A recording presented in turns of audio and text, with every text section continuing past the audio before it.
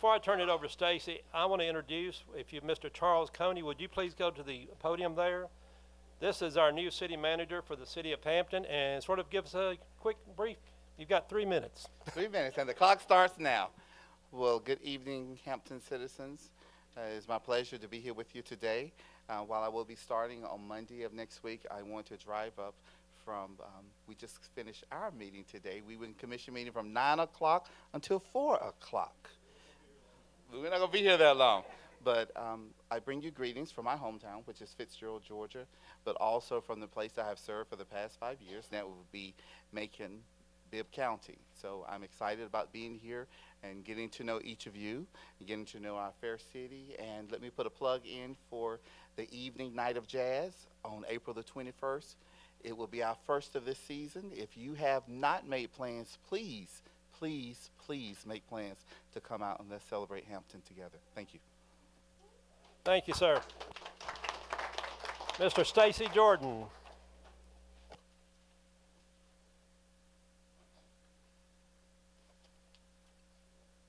Thank you, Mayor, council members. The first 3 hearings before you tonight is for Gene Morris. And this is regarding the property that I'm sure you're all familiar with. That's at 7 Hampton Locust Grove Road. And so it's not a complicated request. There's an existing house, and the property is currently zoned R2, which is an urban residential zoning district. And everything except for the very corner that is undeveloped is zoned R2 in this area. The very corner, which it's the neighbor for this property to the west, is zoned C1, so that's already commercial. The future land use map calls for commercial in this area. And so the applicant's request for C2, general commercial, is supported by the future land use map, which is the city's policy guide for these sorts of zoning decisions. In addition to a rezoning for C2, for which the applicant, Mr. Morris, wants to build a new commercial building next to the electrical substation, he's also requesting a conditional use permit. And this conditional use permit is allowed in the commercial zoning districts to allow for a portion or even a building in total to be used for residential purposes within a commercial zoning district. And the only reason he's asking for this is if perchance he might be able to save that house. So that's why he needs a conditional use permit for residential purposes in a C2 zoning district. Finally, and he's requesting a variance, and there are 2 parts to this variance. Number 1, a planted buffer of 40 feet is required where a commercial property neighbors a residential property. And in this case, the electrical substation is zoned R2, residential. So according to the code, he would have to have a 40-foot planted buffer to protect the electrical substation. And that didn't seem quite necessary, so he's applying for variance to eliminate that requirement. The other part of his variance request is regarding the house. So if the house is able to stay, the house is approximately 10 feet from the right-of-way of Hampton Locust Grove Road, and under the C2 zoning district, it's supposed to be 50. And if that house is to remain and to be used, then a variance will be required for the house to eliminate that 50-foot front setback. Otherwise, the commercial building or any new structure that's being proposed for that property needs to comply with the 50-foot front setback. There was a small error in the staff report. We were assuming that the C1 corner was also residential, so we wrote up the staff report like that, but it's not. So a variance from the west property line that's indicated in the staff report is not needed. Otherwise, the Zoning Advisory Board heard these requests on March the 8th, and they recommended approval of the rezoning to C2, They recommended approval of the conditional use to allow that house to be used for residential purposes, and they recommended approval of the variance to allow the house to encroach into the front setback and also to eliminate the buffer requirement on the east property line where it would otherwise be required to protect the electrical substation. I'd be pleased to answer any questions. At this time, I'll take public comments since these first three are the same person. If anybody wanted to talk in favor or against, please come to the podium.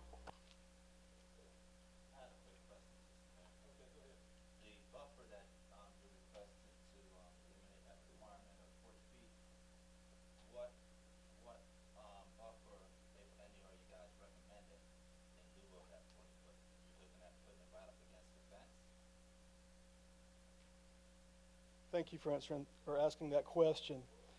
The C2 zoning district allows for there to be no setback against a side property line. But if there's a residential neighbor, that 40-foot buffer kicks in, and it would have to be at least 40 feet away from that property line, and the buffer would normally be required to be undisturbed or enhanced. In other words, if it's fully vegetated, we would prefer for that to stay. If it needs to be filled in a little bit, then there are requirements for that, such as 1 canopy tree, 1 understory tree, and 5 shrubs, something like that. In this case, we are not recommending any sort of buffer at all. And indeed, if you look at your preliminary and conceptual site plan, he's showing the building right up on the property line, and that is allowed per the C2 zoning development standards. Please come to the podium, give us your name, address, and either you're pro or con.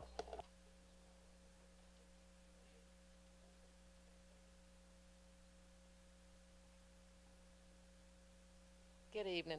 Linda Dodgen, 15 Shelby Street. Just a couple questions. This property, as far as the commercial, is it going to face McDonough Street or is it going to face Hampton Locust Grove Street? Stacy? All we can go by is the applicant's preliminary conceptual site plan, which he won't be held to.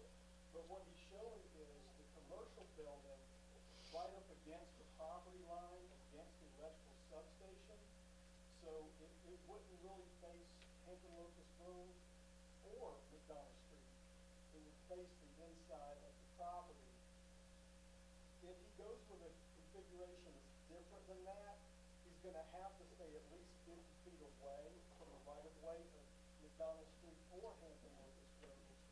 And the property is relatively narrow in that regard. But that may be a better question for the applicant, because I'm just not sure beyond what he's shown us in that preliminary conceptual site. Right. My only concern is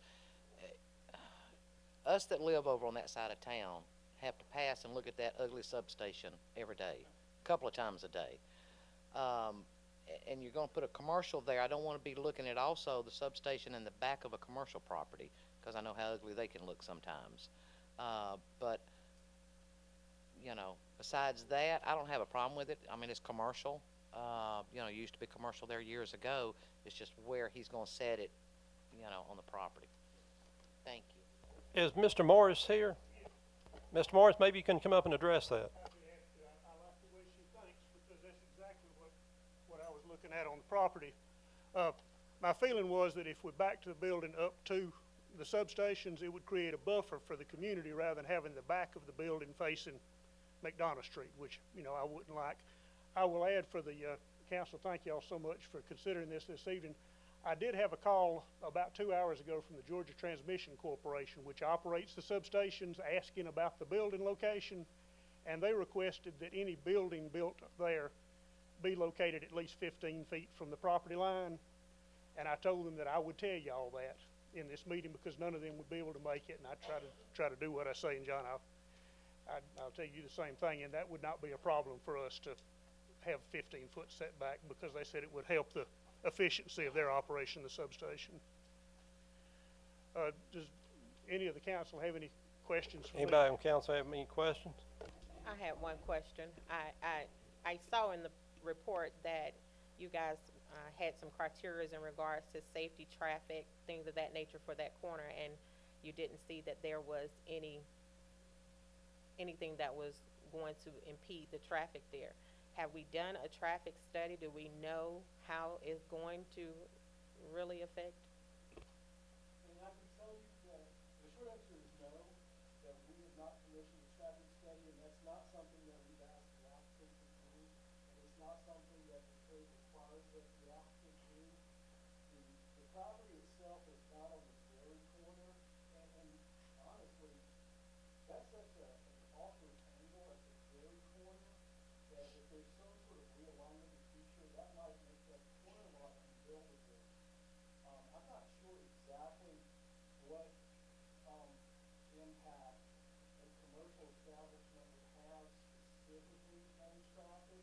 I know that the preliminary conceptual plan does not show a driveway on both Hampton Locust Road and McDonough Street, and that was likely done purposefully to keep it from being through traffic, which the city Right. wouldn't want.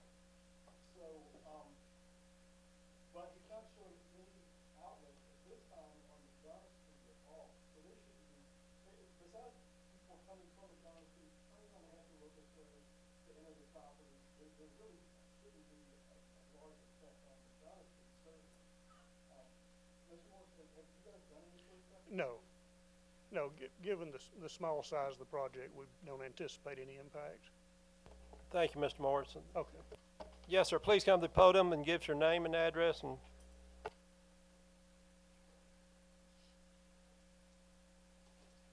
Terry Conkle, 73 McDonough Street. I live the closest to this property, right across the street. And there's already a cut through there that is illegally being used now. So I don't see, and it's not on the property you're gonna build to. It's the property above there. There's been a dirt road that's made through there. And people are using four-wheelers through there, and when the school traffic comes through there. And I know that's not your property or anything like that, but there's something that needs to be addressed there anyway. And then we need to look at what type businesses are you wanting to put in there? Are we looking at something that's gonna be producing loud noises at night? Or anything like that? I mean, we listen to the substations, we've gotten used to that and everything, but we don't want something that's gonna be playing music, you know, billiard rooms, stuff like that all night long. And that's something that I think that we need to at least know what we're looking for you to put in there. If you could address that and at least give us some kind of idea what we're looking forward to. And I'm speaking for a number of people that live right around me there on North Avenue. But like I said, I'm the one that lives right across the street from the property. And I really would love to see that house fixed up. You know, but if you can't fix it up, by all means, tear it down. It's an eyesore. Thank you. thank you, sir. Come on up and give us your name and address.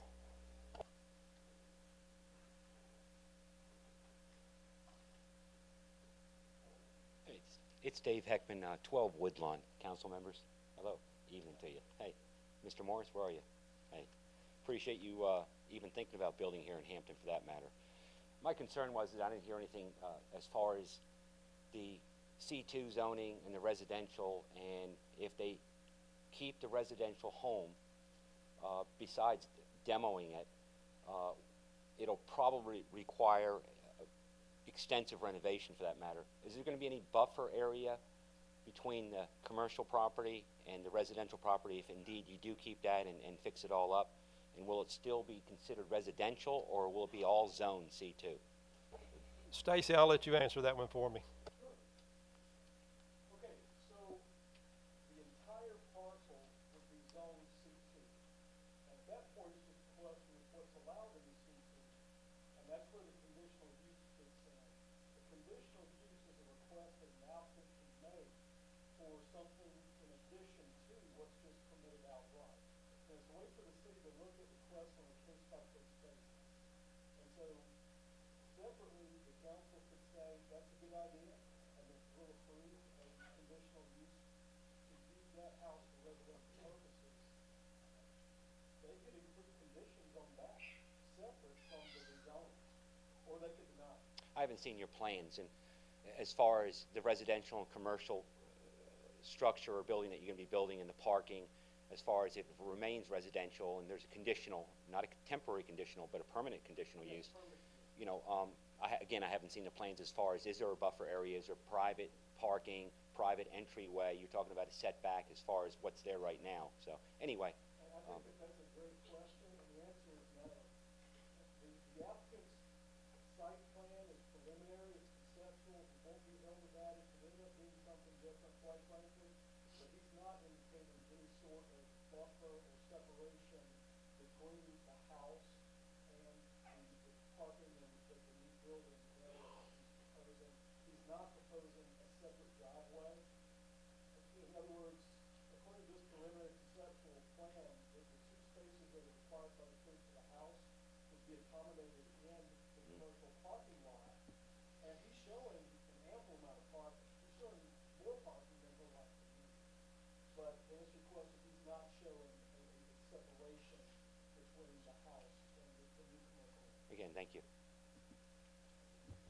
Any more comments on these first three?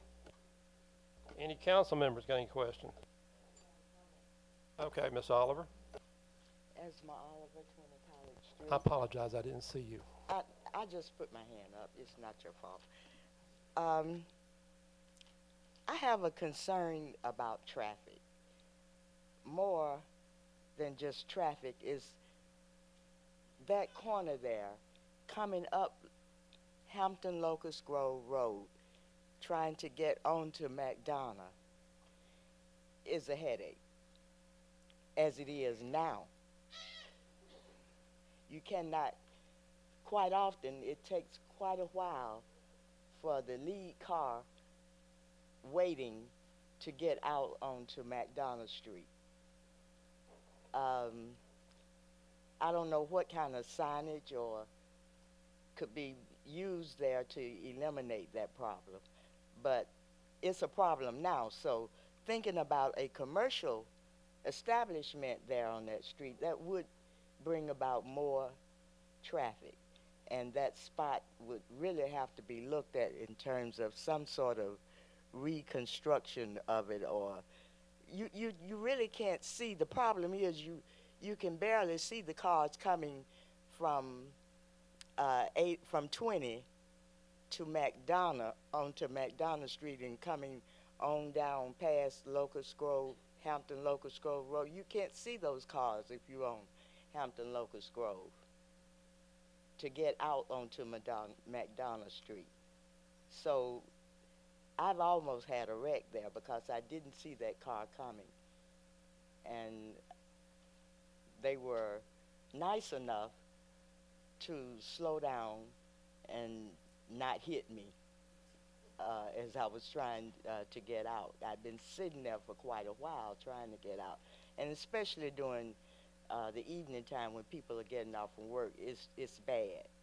So I just wanted you to rethink that in terms of this commercial, what type of commercial. And the other thing is, if it's going to be zone C2, it says here retail/office space, but that retail could be a commercial business, like a store, perhaps, that would bring a lot of traffic to that area.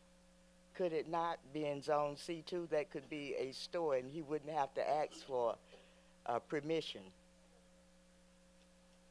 So those are the things I think need to be thought about before. Okay, thank you, Ms. Darla. Mr. Turner?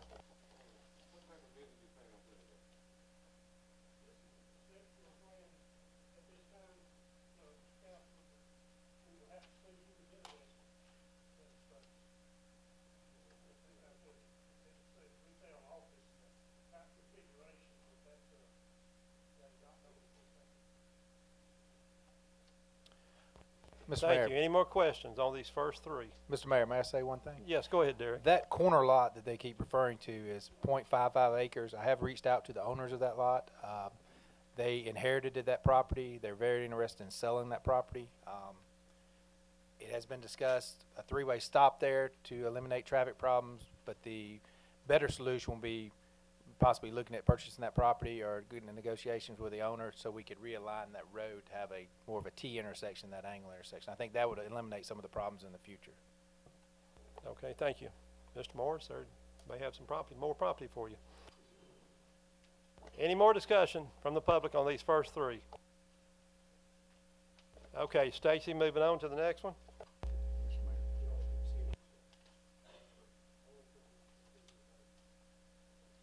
Thank you, Mr. Mayor, council members. The last planning and zoning item is a request from Mr. Byrd for a rezoning from M1, which is light industrial, to a C2 for the purpose of a restaurant. And this is for the location that I'm sure you're all familiar with of the donut bakery there. And that's at 140 Oak Street. This property, it's been there for such a number of years. We can only speculate as to how the donut shop was originally approved. My personal favorite theory is that it was approved as a bakery, because bakery is listed technically as a permitted use in M1. But we just could not, in good conscience, allow for a permitted use for a restaurant, because that's not something that's allowed in the city's industrial zoning districts. That necessitated a request for a rezoning to C2, which is a general commercial zoning district, which would allow for the use as a restaurant. And the Zoning Advisory Board heard this request on March the 22nd, and they did recommend approval of the request. Thank you. Any question from the public on this? And I'm asking my city attorney, because Mr. Byrd's still here on the council, he did not have to excuse himself during the public hearing. Is that correct? But if he vote, he will have. Right. Okay, thank you, ma'am. Any more comments on this public hearing? I will close the public hearing at this time. I just wanted to say you obviously could ask. Oh, I'm sorry. You got one? Questions from him being as the applicant. You guys are more than welcome to ask him any questions as well. Or if you wanted to present. Henry, do you want to? You good? Okay. Yes. Yeah, we're fixing to. Well, let me get it out here and then we'll let you come up, okay? City to receive comment regarding amendment of the F-18 budget. Any public comments? Come on and give us your name and we'll let you speak for 3 minutes.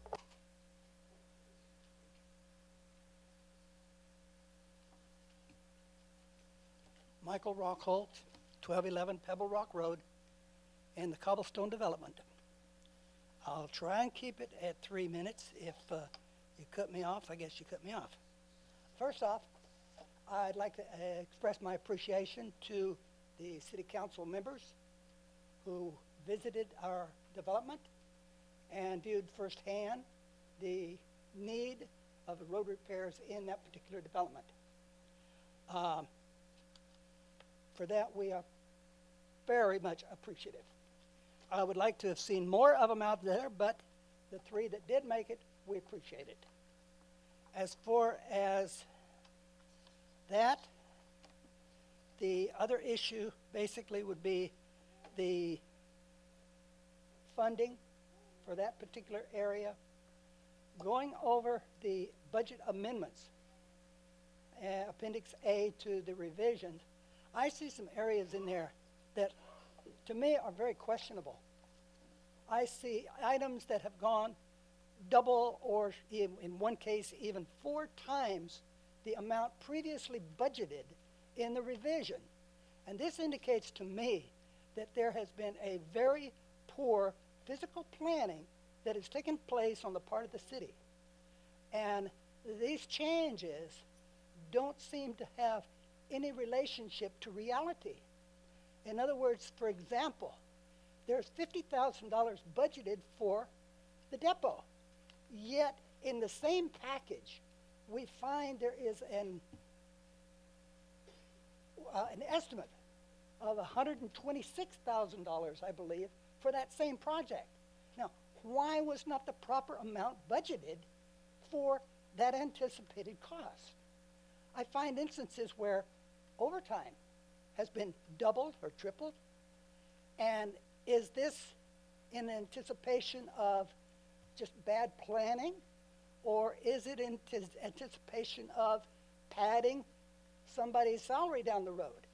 You know, these kind of things need to be understood.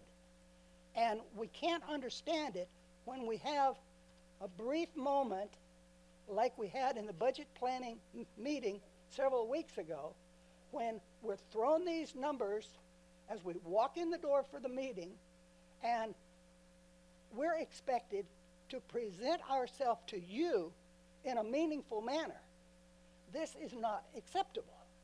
I would like to propose that you table this entire thing until it can be sorted out.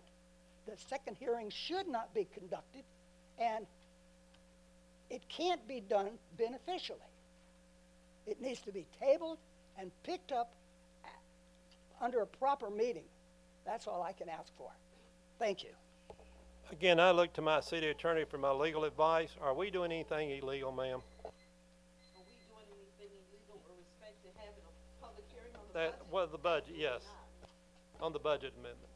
No, you can propose whatever numbers the city sees fit. Obviously, you have to balance at the end of the fiscal year. But no, I have not observed anything illegal being done with respect to this public hearing or the one that we had last month. Okay, thank you, ma'am. Any more public comments? Mr. Lowe?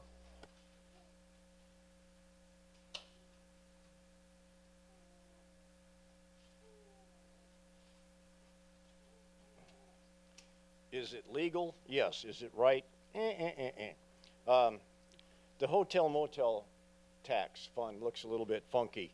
At the budget committee, the handout for the proposed amendment showed $21,175 as the revised revenue forecast and revised expenditures of $5,200 to public relations and $16,000 to tourism.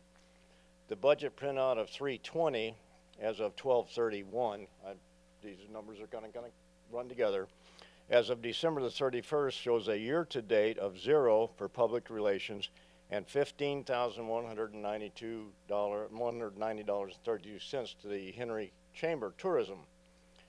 I will admit I've forgotten the percentage of the tax that is to go to the chamber, but we are obligated as a member of the Convention and Visitors Bureau with the Henry County Chamber of Commerce to give a certain percentage of our hotel motel tax to the chamber for tourism every year.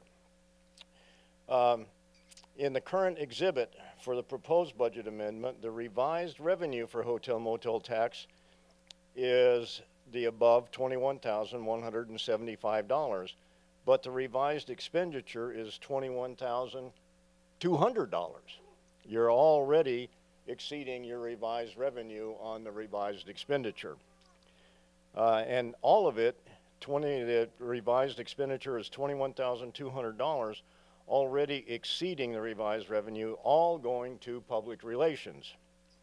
What happened to the money that was supposedly already sent to the chamber, $15,190.32, and where is the money in the budget to meet our obligations to the chamber?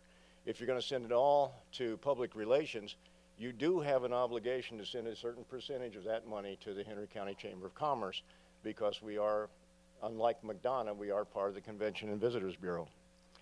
Also, I would just question, I guess, the proposed amendment also transfers $1.6 million from street projects to two other funds that have not exhibited any need for an infusion of money, including $1 million to the infrastructure upgrade, which already has about $1.5 million balance in that fund. So it would be nice if the people were to be advised of what is the need to put another $1 million into a fund that already has $1.5 million in it. And you have just recently transferred $765,000 to the general fund and another $600,000 to the general fund. So that's $1.365 million that have gone into the general fund when the general fund really is not hurting for money. Why are y'all doing it? And I think as taxpayers, the citizens deserve to know why these transfers are taking place. Thank you. Thank you, Mr. Lowe. Any more comments? Okay, I close the business, public hearing at 18:30. Derek will add you at the beginning of the council meeting. Would y'all please stand for the pledge, and Councilwoman Tarpley with the invocation.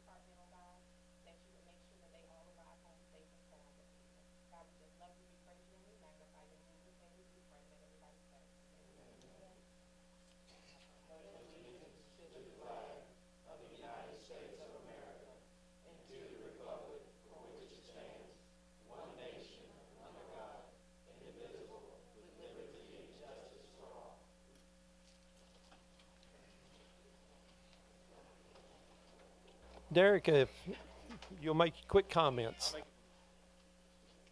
Mr. Mayor, I'll make this very quick. First of all, I'd like to just thank everybody, thank the council for having the confidence in me to be the interim center manager since August. Learned a lot. It's been an experience, but I'm very grateful for Mr. Coney and glad he's here. That being said, I will assist him in any way possible and still help the council any way I can. Just a few things. The lift station down on Elm Street is complete and it's online. I think they're just finishing up a few little things. That should help that area. It's going to help with the smell that we've had there for years, and the flooding that occurs down there won't affect our lift station, so that's done. The water tower on Woodlawn, they were doing the maintenance on it. They found 2 small leaks, so it had to be drained down. Those were corrected. Now the painting's being finished, so that project should be done.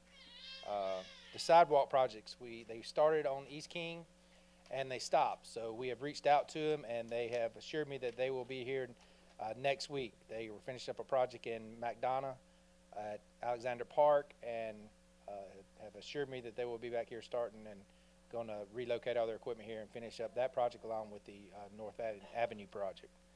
I wanted to thank the city workers for their assistance with the depot. We had asked them to move all the furniture out. We've asked them to move it back in, and we had them move it out again, and now they moved it back again. And they, I'm sure they gripe behind my back, but they did a great job. A couple of them, I think, may even be in here. So I just want to thank those guys for their hard work. I failed to notify everybody, but we do have a movie in town. I dropped the ball on that. They will be here through the 12th, I believe. They're using some houses on McDonough Street in that area. So just when you see all the cars and stuff, it's just they're filming a movie. So.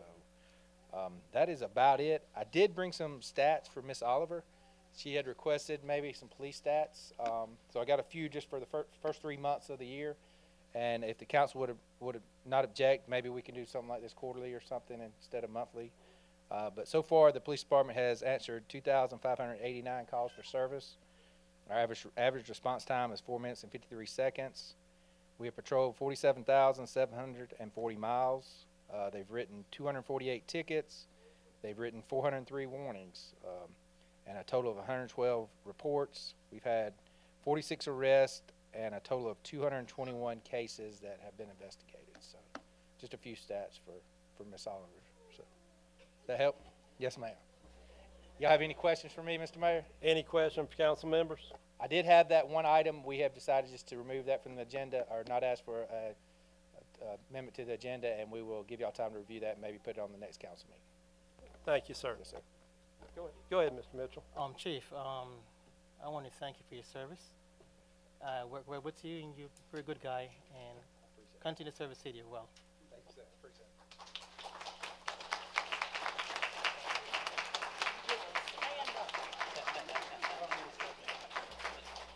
moving on. Approval of minutes, workshop / council meeting, March 13th, 2018.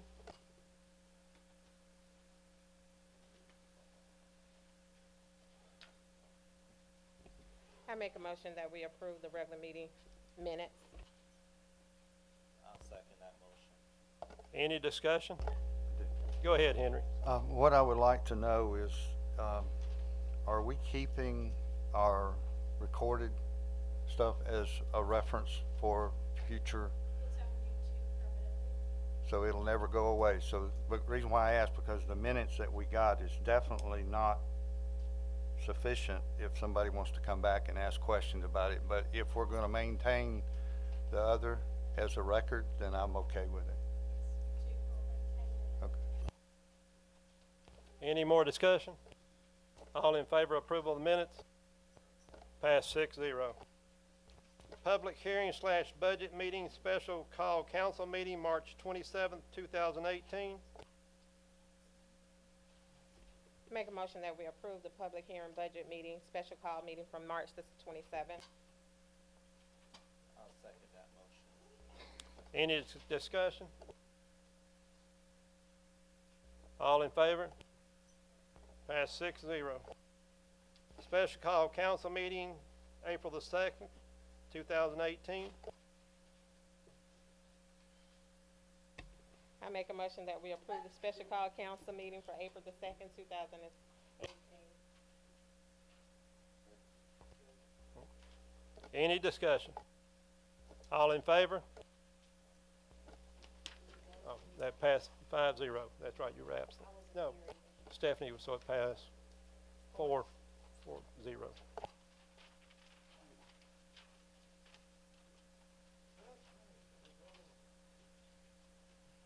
Invited guest, Miss Diane Reed, Director of the Henry County Senior Service Center. Are you here? Well, come on up. You can. Yo, the podium. Okay, Mr. Mayor, council members, and citizens, good evening. My name is Tracy Terrell. I'm one of the program coordinators for Henry County Senior Services. This is Brenda Wesley. She's our lead activity coordinator, center manager of the Bear Creek Senior Activity Center. And this is Diane Reed. She's the director of Henry County Senior Services. First and foremost, we would just like to thank the council, the city of Hampton, and its citizens for the tremendous outpouring of support that we have received. We could have not achieved the level of success we have been afforded without you, and for that we're eternally grateful.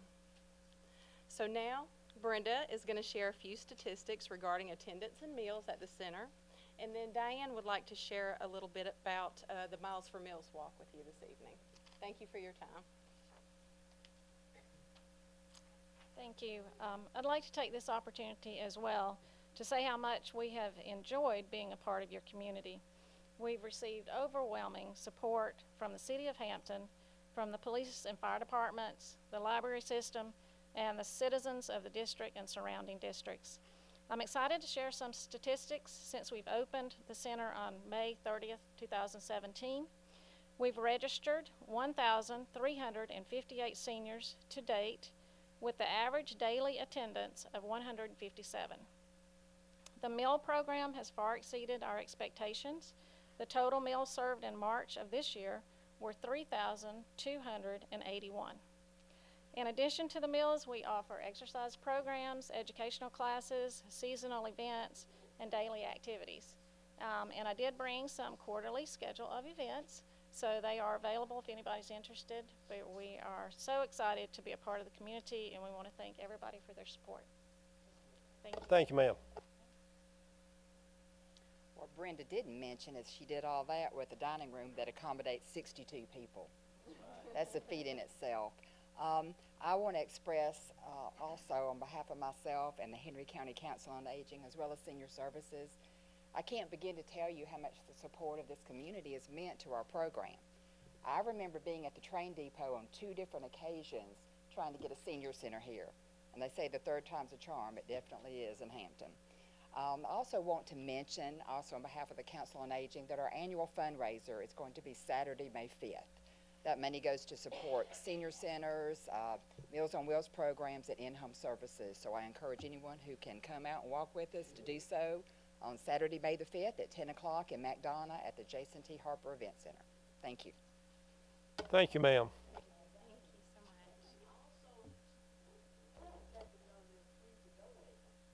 Oh, I thought you were going to take care of that. Absolutely. We will take any money that anyone wants to give us, won't we, Miss Oliver? Okay. Thank you. Thank you. Mr. Mayor, if I may caveat on that, I'd like to thank these ladies for coming out. And I think one thing that we all can agree on is that time is undefeated. And I say that to say that we all in here are going to get old. We're all going to get to a point where we may need some assistance from someone else. And no one of us, no matter how well we plan, can guarantee that.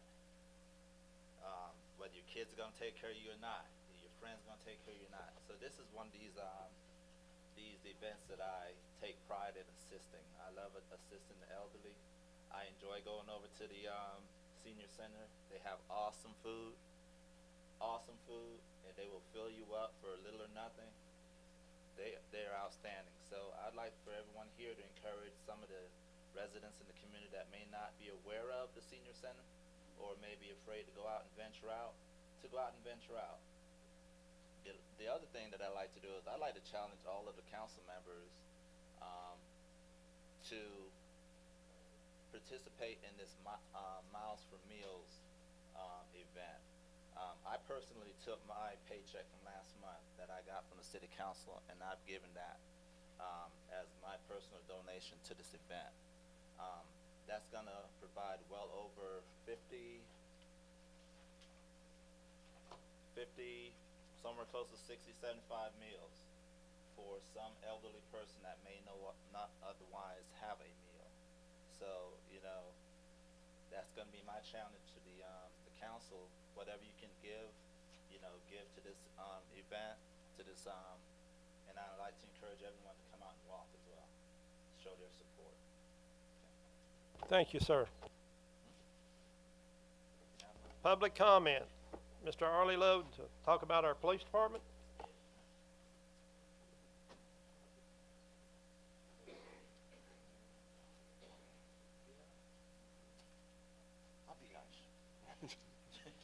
I forgot to mention this earlier. Arlie Lowe, 171 Lake Hampton Drive, but probably everybody already knows that anyway.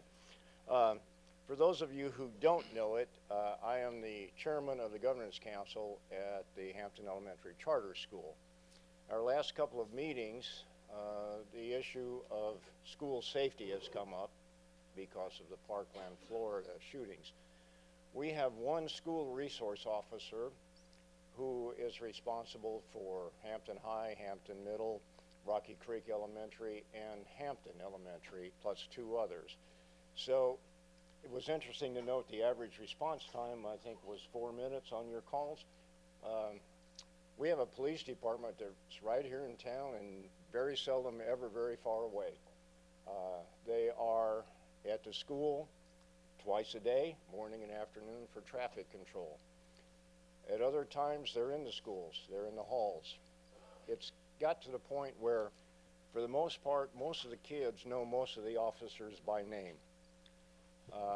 They're seeing them as people, as human beings, not just some image behind a heavily tinted window in a police car. They're interacting with them on a daily basis. These are pre-K through 5 kids. They're at a very vulnerable age.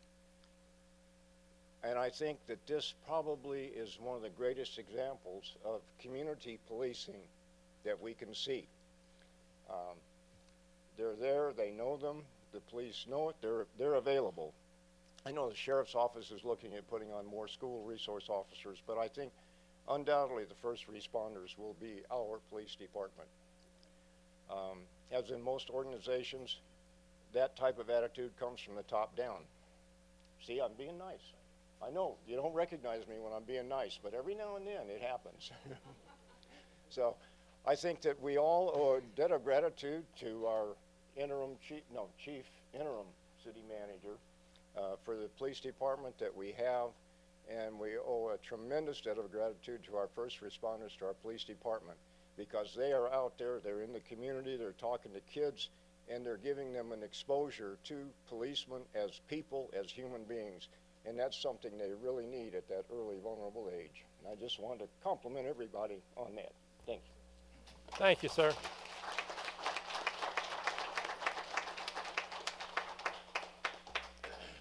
Any more public comments? Yes, ma'am.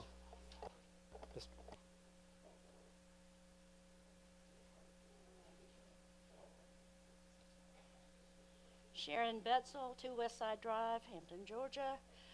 Mr. Mayor, I came in your office and we talked privately about an issue I had with the city bill coming with a bulletin in there, and that there was advertisement for a private industry on it, and I asked politely for it to be removed. I don't think that private advertisement should be in anything connected with the city unless the city is going to advertise for every business in this town. Now, if you're going to advertise monthly, on a monthly basis, in your newsletter, for every business in this town, I don't have a problem. But should the advertisement and the sponsorship of, which it sounds like, of Jailhouse Brewery, I have an issue with. It's in there every month. I don't like it. It's a private business. I don't care what they support. It is not city business. Now, if you want to say, well, they're located in the city, yes, they are. But so is the Waffle House, the restaurants out near 1941, all these businesses downtown. Then if you're going to advertise what they're doing, then you need to advertise every sale that's going on. If they've got a special going on in salons, you need to put it there. Now, I don't have a problem either way, but I do have a problem with just one. It's not right, it's not fair, and it's really not the way it's supposed to be. What you're all supposed to be advertising is what the city itself has to do, not the businesses, not the private industries. And I'd like it stopped. Thank you, ma'am. Any more public comments? Come on up. Yeah. Or do you want to wait till it's being heard? I don't know. What do I need to do? Whatever, it's up to you. Yeah, go ahead. You can do it now. You can do it now. Okay, well, I'm here because I'm very concerned about, I'm sorry, Kirsten Hughes, 308 Christian Court. I've lived here in Hampton about 19 years, raised my family here. Our subdivision is just off North Avenue and McDonough Street, by the power station and the lot that you all are thinking of rezoning to commercial. I teach at Rocky Creek Elementary School, so I drive that way every morning. Since the schools have opened, that intersection is dangerous. My high schoolers have almost been in accidents. There's kids driving, there's buses driving on that road. It's congested. There are no commercial businesses in that area. And I respectfully ask you all to not approve that rezoning for the safety of our community, for the safety of our children, especially with the traffic along that road. We have enough land along 1941, along major thoroughfares that have the infrastructure to hold a retail space or an office space, and that intersection of Hampton, Locust Grove Road, and McDonough Road is not the place for that type of business. So I'm asking you all to not approve that. Thank you, ma'am. Any more public comments? Come on up, please, sir. Dexter Cladd, 215 Creekside Circle. Just one comment and one request. First, I want to thank Mrs. Wanda Bird, who I guess last month I came in and requested assistance with some code enforcement in our neighborhood, and she reached out really quickly, so I want to thank her for that. Also, the end of January, we needed a quote on a security light in our subdivision. Can't remember the employee's name, but within a week he came out very friendly, very professional, and I want to applaud him. My request, this is speeding forward, up under new business, if you do approve tonight the drilling test on Wimper Ridge, if you do, if you can just let us know tentatively the date and time that's going to happen, just so we can inform our residents. I don't know if it's going to be noisy, don't know how many trucks will be involved in it, but I believe that the informed resident could lead to a happy resident, so I would like to keep it that way. So if you keep that in mind, I thank you. Thank you, sir. Any more public comments? Come on. Hey, it's Heckman again over in 12 Woodlawn. Couple points. One is, Mayor, talking about that newsletter, we always love your comments in the closing area. Never enough room in the backside there. Thank you for that. It takes time. And police department came up with Arlie, but thank you all, every one of your officers, day in, day out. When we're sleeping, the whole 9 yards. Thank you. And the fire department, but they're not here.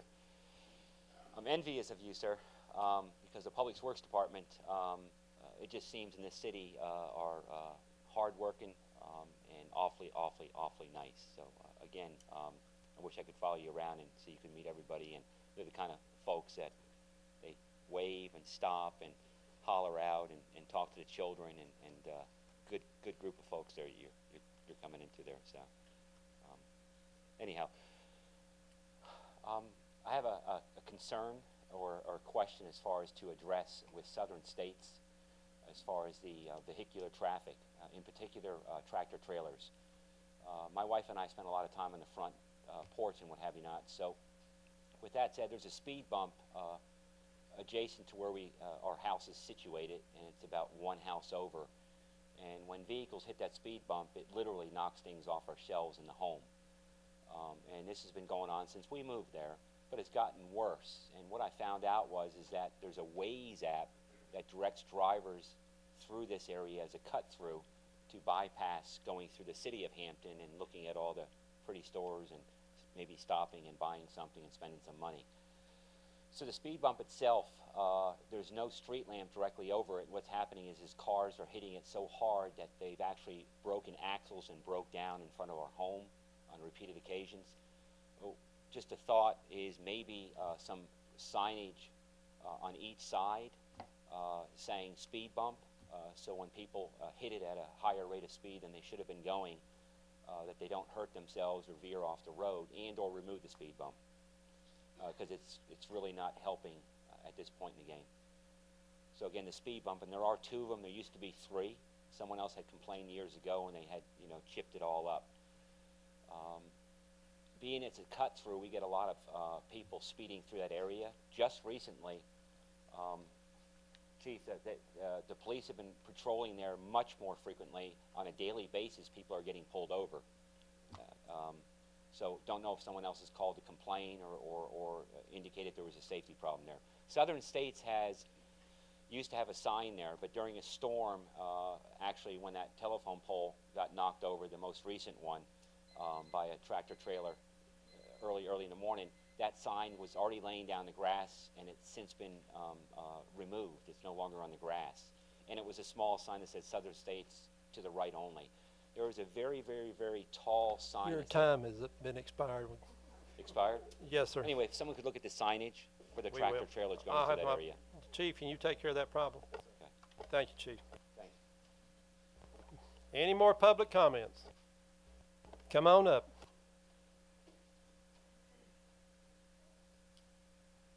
Good evening, Mayor and City Council. Good evening. My name is Kathy Bibbs. I live in Southampton, 101 Madison Drive. And I just want to comment on, there's 2 things that was mentioned earlier. The first, neighbor from Cobblestone. I agree with you on that budget, but it has not just been the 2017-18 budget. It's been prior budgets in terms of when monies are allocated for projects, they're grossly under budget. And that's my personal experience. I've noticed that. And I was wondering whether or not, is there any footnotes that explains how did you arrive at that the roof needs to be repaired, or whatever it is, $50,000 versus the ultimate cost is $126,000 as an estimate. Because one of the challenges you have is, well, where's that additional money going to come from? And then I was wondering, with my years of experience, was there what sort of preparation was done to come up with the initial estimate? When there's request for information, there's the entire contract process, where before the members, and I'm just assuming, on the Finance Committee make estimates when they're not really in that field. Right? And I'm just guessing at that. That's where you have those understated. So in the spirit of transparency, I think that if you have those type of discrepancies, that there should be some sort of footnote that explains, well, maybe when they went in further, there was asbestos, or there was something else that could attribute to the additional cost overruns. The second thing I wanted to bring up, and it has to do with the young lady mentioned shortly about a particular vendor advertising in the newsletter. I agree. I agree that you should not, if it's not for profit. I mean, what I mean, not for profit, but in terms of, are they paying to advertise? Because as a city, there's an opportunity for revenue generation to generate revenue when you allow the vendors or others in the community to post ads. And so that would open it up to everyone. But I agree, to have a particular one who's not paying, then that does give the appearance that the city is sponsoring or supporting that particular business. And so I think that there needs to be some more discussions on that, and talk and find out through the attorney whether or not, what are the legalese in terms of using this as an opportunity to have an additional fundraiser. I'm not a fundraiser, but revenue generation for the city by offering it to all of the businesses and even the small business in the community. Okay, but thank you. I appreciate the work that you're doing, and I know that this is a transition for the new board versus the old board, but what I've noticed in terms of the budget is some of the same things are being carried forward that was done before. And I believe it's the time now for transparency and to explain, so we'll know why the discrepancies, instead of just saying, is it legal? Because it's not about being legal, but is it right? And if we're going to come to the meetings, we need to know. That's what we're coming here for, to know, why did this happen? And I have to cut you off. Your time's up. Thank you. Okay, thank you. Any more public comments?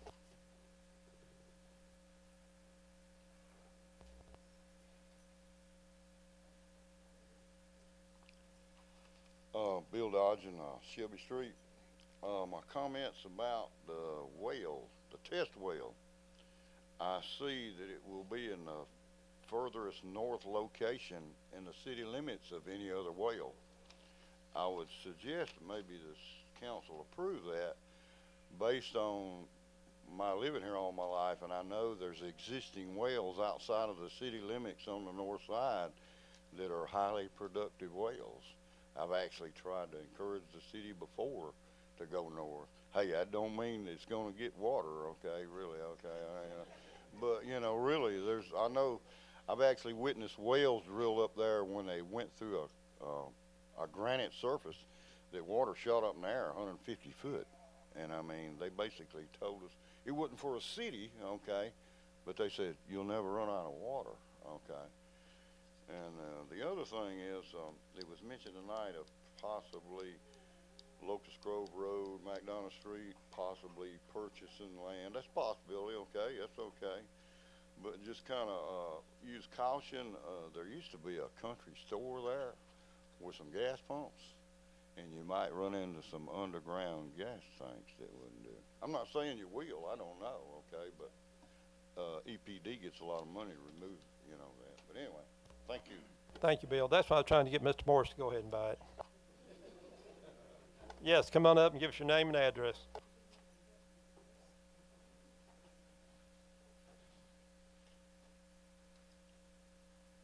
name's Alfred Williams from 188 Kendall in Southampton.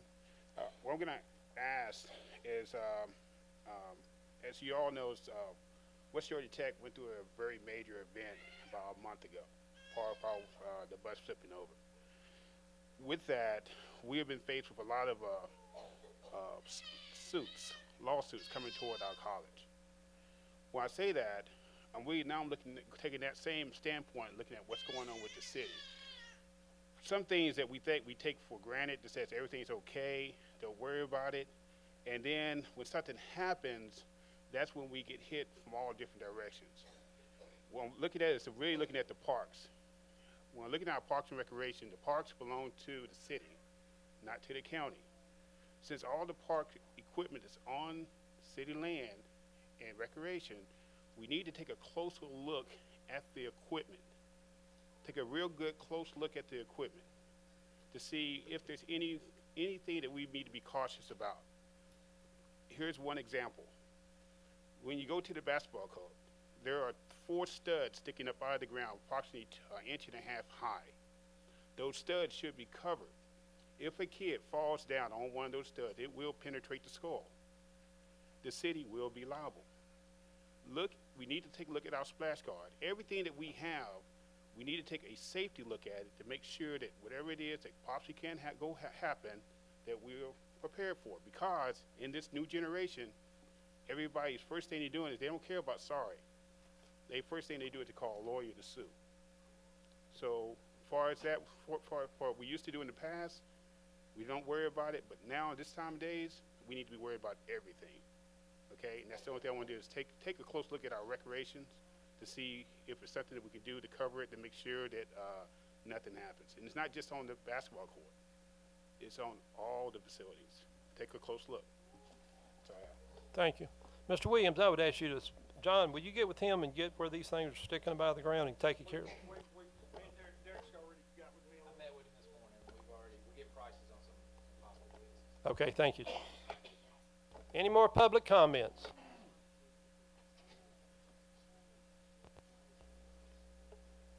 Okay, moving forward, old business. Council to approve/disapprove the second reading of ordinance number 444, an ordinance to amend Chapter 6, Code of Ordinance of the City of Hampton, Georgia, to amend Section 6-12 entitled Carrying Alcohol Beverages Upon City Property Prohibited, subsection C, D, and E, to add subsection G and H to provide for a coefficiency, to provide for an appeal, to provide servability, to provide for real or conflicting ordinances, to provide an adoption, an effective date, to provide for other lawful purposes.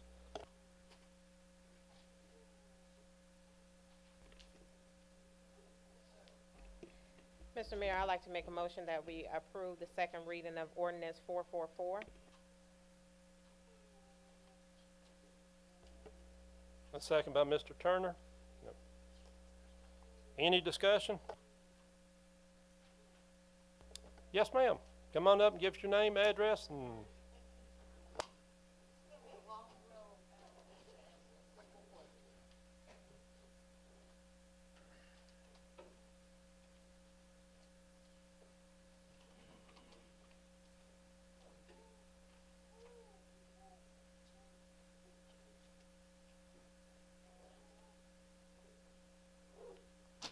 Luann Pyle, 30 Woodlawn. Could you discuss this a little bit? What what does this cover? The city park, serving alcohol, prohibiting it? Prohibiting it where? Where can it be served? Where can it be served? I will address that to my city attorney. Originally, your ordinances did not allow for alcohol to be consumed on city property. That later was changed to allow alcohol to be consumed on city property, but only in certain areas of that city property. This ordinance addresses 4 areas, one being Depot, Cherry Street, Tom Eason, and help me out, what's the 4th one? The library, thank you. And so If you recall, I don't know if you were here in the February meeting, there was a request to have an event at one of those 4 locations. But there was a dispute as to whether or not the alcohol could be consumed outside of the actual property. And so staff initiated a amendment to this ordinance to allow for alcohol to be at the address and not be restricted to a certain portion of the address. We went a little further in the ordinance to put some limitations requiring if alcohol is going to be consumed, needs to be licensed by a licensed dealer, right? It needs to be subjected to any chief of police restrictions. They need to fill out that special event permit. Trying to think of some of the other requirements, but we put some, is this it? Okay. We put some restrictions in the ordinance so that on those 4 areas that I just named, if you're going to have alcohol, you've got to meet certain requirements first. Does it keep alcohol a certain distance away from churches? So that's a different set of regulations. And just so we are clear, when you talk about distance from a school or from a church, it's door to door. So I saw Tom Eason for the first time today, and I saw where you've got that grassy area, and then if you're looking at it from the front, kind of diagonal this way, you can see the church. You can't measure the distance through the back of that residential property over to the church. You've got to go to the church door, walk around, and then hit Tom Eason from the front to measure distance. I didn't measure it, obviously, but I do think that it would exceed the church distance requirements. I believe here, it's either 100 feet, 150, thank you, 150 feet is the distance requirement from any church. Yeah. Why are we adding Tom Eason? That was added before I got here. It's city property. It belongs to every citizen in this room, not one particular group. So if it's going to be opened, and I understand on a Sunday afternoon, is it open to the public, being it is city property and we all own a share in it? So the answer, first part of your question, I don't know why Tom Eason was added. That predates me. The second part of your question is the city has an ordinance that allows them to rent, lease, or sell city-owned property. If you give me a minute, I can give you that ordinance number. If the city does decide, via the city council to rent, sell, or lease the property to any particular person, then the lessor, the renter, would have exclusive use of that property because they're renting it from the city for that particular purpose. You'll probably hear more about that for one of the items that's on the agenda. But the ordinances do give the city the authority to rent or lease their property. Well, I know what the depot rent for, so I assume Tom Eason would be a much greater sum. Some as in the rental fee? Yeah, it's a much larger piece of property. Thank you, ma'am. Any more discussion? Charlie?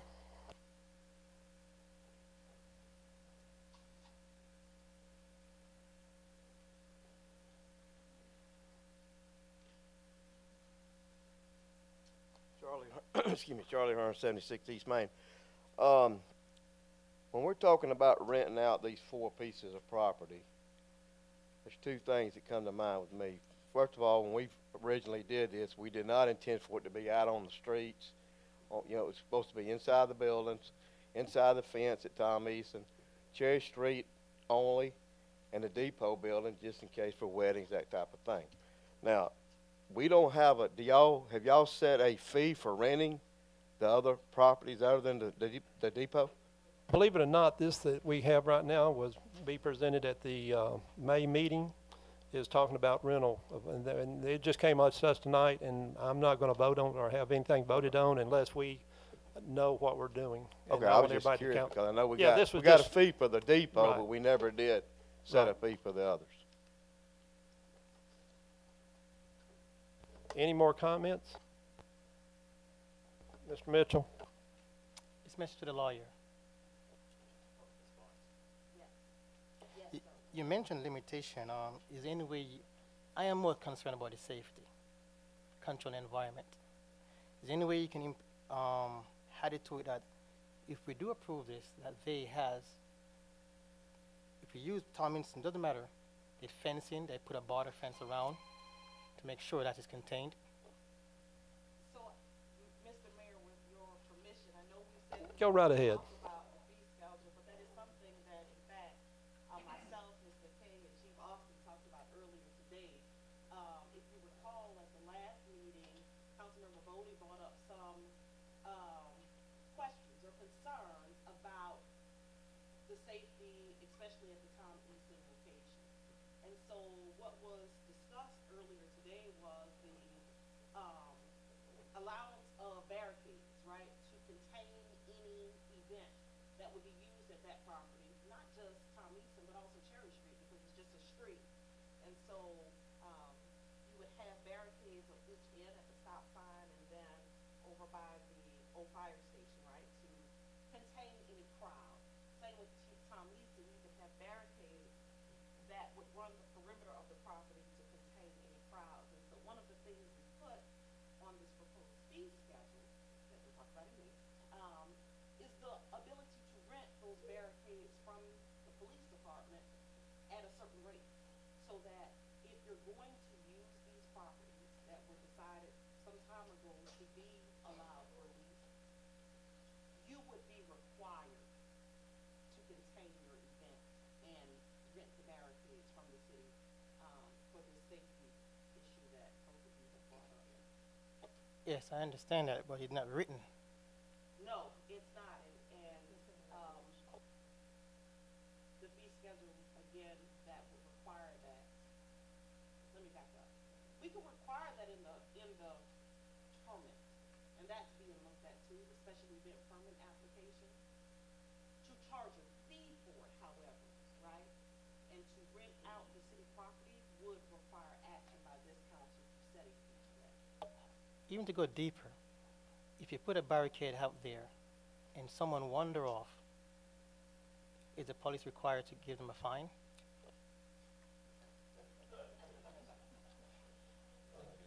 If they're not on that property and they have alcohol, they would be in violation of the city ordinance code for open container. So they would have to stay on that property. If they come off, if they came off that property on Tom East and onto the roadway, they would then be in violation of the ordinance. I understand that. For me, I like written document. Talk, if it's not written in the ordinance, to me, it means nothing to me. Well, we already have an ordinance on open containers. So you would only be permitting, so say you approved a permit application for a particular area, right? You already have an ordinance that addresses someone that's not in a permanent location with alcohol. So that is written, indeed. Any more discussion?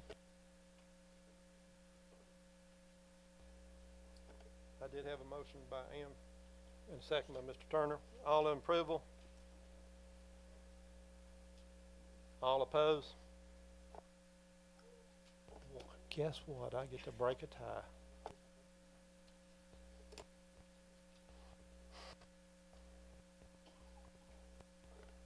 My concern is sort of like with Mr. Mitchell's, but yet I don't want to hinder the people, the citizens also. I'm going to vote in favor to approve.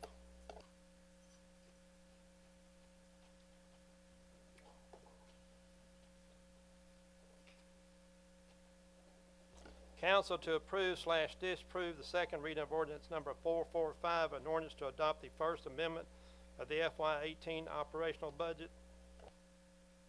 Ann? I make a motion that we approve the ordinance of 445, operational amendment to the 2018 budget. I second. Any discussion? All in favor? All opposed? Pass 4-2. Mayor and council to approve/disapprove the special alcohol beverage event application for the Hampton Day Family Reunion to be held May 27th, 2018 at 16 Tom Eason Drive. Mr. Mayor, I make a motion that we approve the special alcohol beverage event, the Hampton Day Family Reunion, May 27, 2018. Any discussion? And I want to address to my city attorney. At the last council meeting, this failed. Is that it failed completely? Okay. So there's no waiting period for to be brought back up before the council. There's nothing in the ordinances or even in the application that requires, like a zoning would require you to wait a year to come back. That language is not, it does not exist in the ordinances for a special event.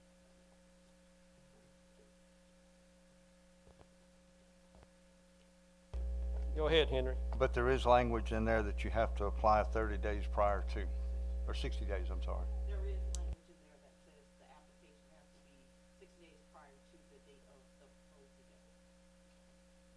So that brings my next question. Since it failed, and are we within the time frame of 60 days? So I recall from the last meeting, the exchange between the applicant and the mayor, and a offer to allow, let me back up. There was the first reading of the ordinance that you just broke the tie on, and, that approval of this application we're considering now was strongly contingent on that ordinance passing, if you recall. And so I do recall the conversation between the two of you was hold on, because if this ordinance, we're just on the first reading, if this ordinance passes, it may answer some questions, with respect to the application. And in fact, I do recall kind of interrupting that conversation to, try to explain to the applicant what the mayor was trying to convey. After that, there was a motion to disapprove, it was seconded, that motion did pass the council. At this point, it will be totally a council decision if you will allow the relation back to the day the applicant was here in March, because of that conversation that occurred between the two of you. But in her conversation, didn't she say, I'll just forget it and go back to Nash Farms? I do recall that being a part of the conversation as well. Mr. Mayor. So the application has to be turned in 60 days prior to the scheduled event. That's what it says, that the application needs to be turned in. Yes, let me get the exact language. Okay. Give me 1 second. I might be able to get it on my phone. You got it.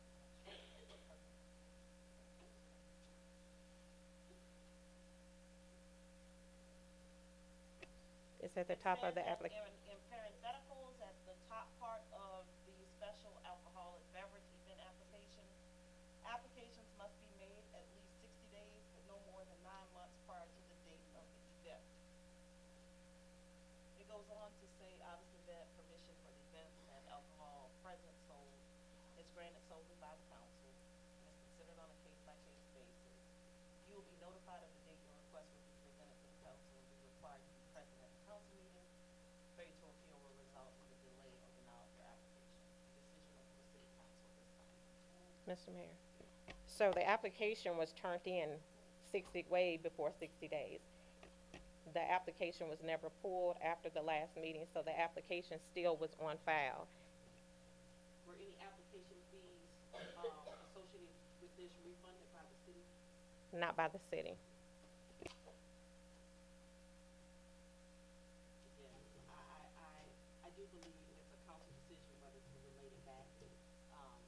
does say application must be made.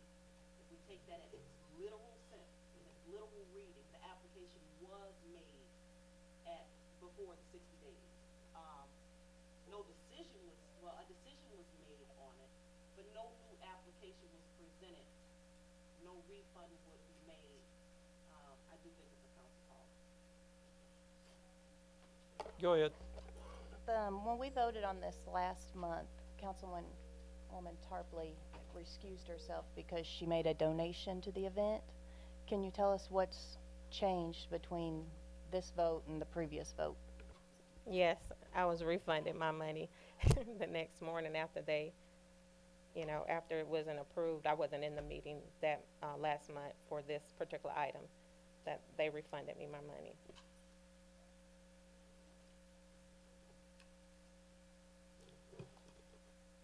Mr. Mayor, Go ahead. I'd like to make a motion to suspend the rules for the purpose of approving this event, being that there is some gray area between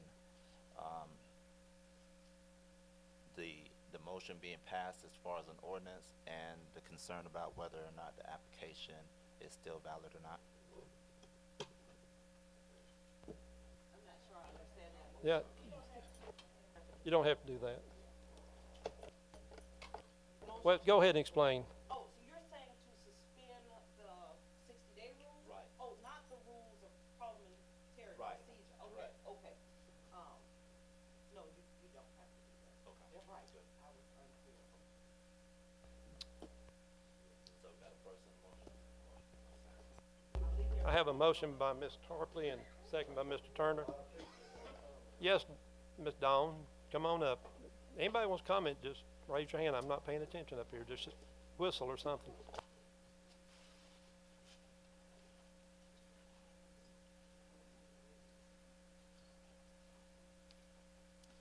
Dawn Greer, 20 McDonough Street. I know I've had issues with this application last time. I still have the same issues.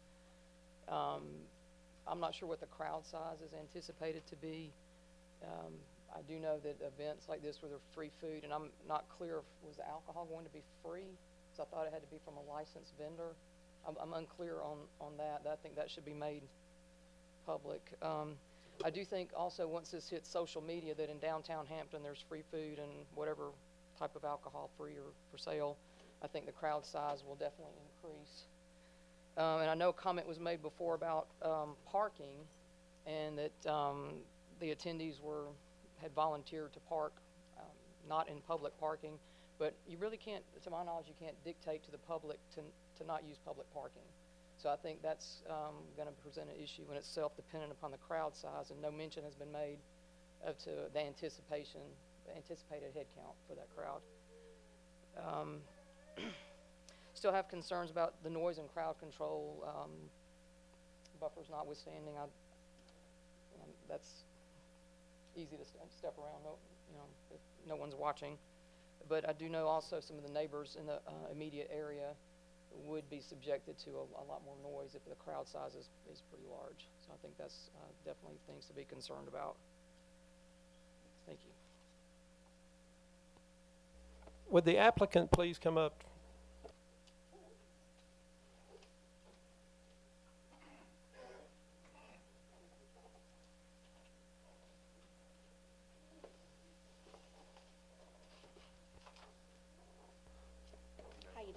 Okay, I guess you've heard some of the questions. What kind of crowd are you expecting? Are you providing security, our police officers and everything? Can I give out this? You can.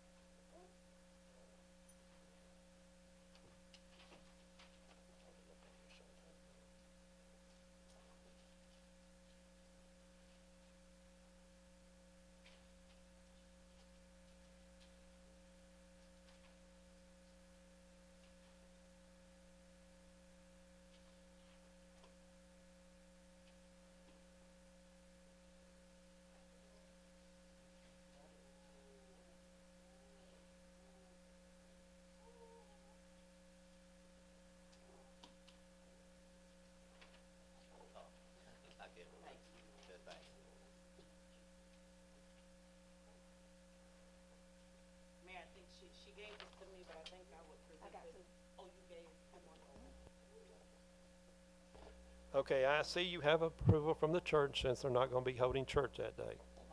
Can you answer how many guests you're estimating? The last 4 years, we only had like 300, maybe, estimate, 300. And I see you are hiring 2 off-duty police officers. Actually, I think it's gonna be more like 6. We're gonna have 6, You're going to have 6 police officers. yes.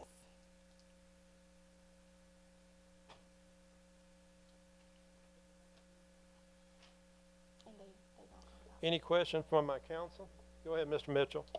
Yes, I'm appreciative you submit a letter from the church, and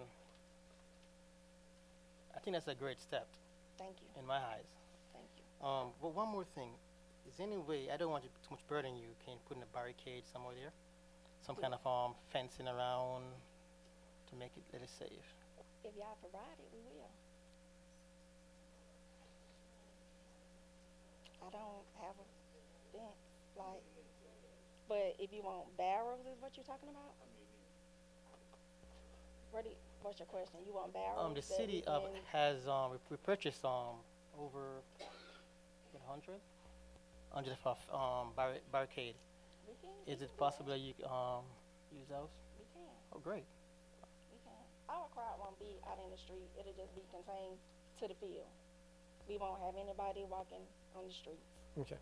The reason I ask is, we have said all this. I've been to situation, and I've seen it happen. So, I live into it, so I know I understand. that's not really a true statement sometimes, in most cases. Henry, go ahead. On your application, it says will organizer provide alcohol free of charge? And it's checked yes. Was that a mistake or? It's a BYOB. I would not be providing everybody bring their own alcohol. Because I thought you was asking would it be alcohol on the premises. Yes, it will be alcohol. But you're not providing it. I don't drink. I mean, if they wanted to bring it, they could. Any more questions or comments? Yes, Charlie, come on.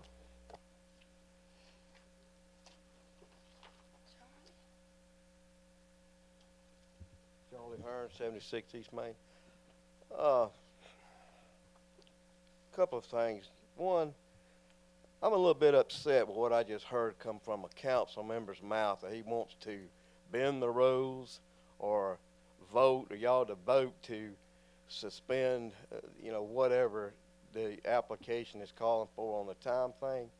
I mean, if we're not going to follow what the council has as far as permits for things, what the requirements are, I mean, it clearly states, if this thing was turned down unanimous last month, and it was brought back up, and now it ought to be a whole brand new thing. It shouldn't be a rollover from what y'all turned this whole thing down.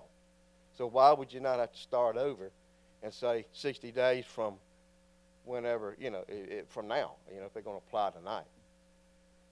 Charlie, that's why I addressed the city attorney, and maybe again you want to reinstate that, why it doesn't restart. Well, mostly because I based that off of the conversation that you had with the applicant, and then secondly, there is not a requirement that there be some type of time buffer between the first and second, I guess, approach to this council by the applicant. 60 days made is what the language is. I mean, the literal interpretation is, yes, the application was made within 60 days. It would seem as if to achieve what I hear is the concern, we should have gone farther with the language to say applications be made at least 60 days and approved, or something that would take you out of this gray area that we're in. language or any language on this application to say what happens when the person does not get the approval, what happens when the person doesn't seek, or voluntarily withdraws their application, what happens when it's not approved by the council. We don't have language there. I can give you a legal opinion. I can't give you policy, right? And that's why I left it up to you guys, because there is no language in the ordinance or even on this application for there to be a bright red line rule on what you do in these type of circumstances. And I would definitely defer to staff. If this has happened before, what has been the precedent? What have you guys done when? Oh, okay. That doesn't help. Can I? I left it up to the council to make a policy decision on what do you do, because it may happen again. Can I ask you a question, ma'am? Yes, sir. You said that based off of what the conversation with the applicant and the mayor, Yes. after the vote was taken. It was before the vote. Oh, I thought you said something about after, to hold on and wait, because we may be able to get something going on later. It was before the vote. If I recall correctly, the mayor and the applicant had an exchange. I think there was an exchange after the fact too, though, that you know, this could be worked out later maybe, or something could you know, maybe down the road or whatever. It may have been. Yeah, you wasn't here, but anyway. I was here. Oh, okay. But it may have been. Okay.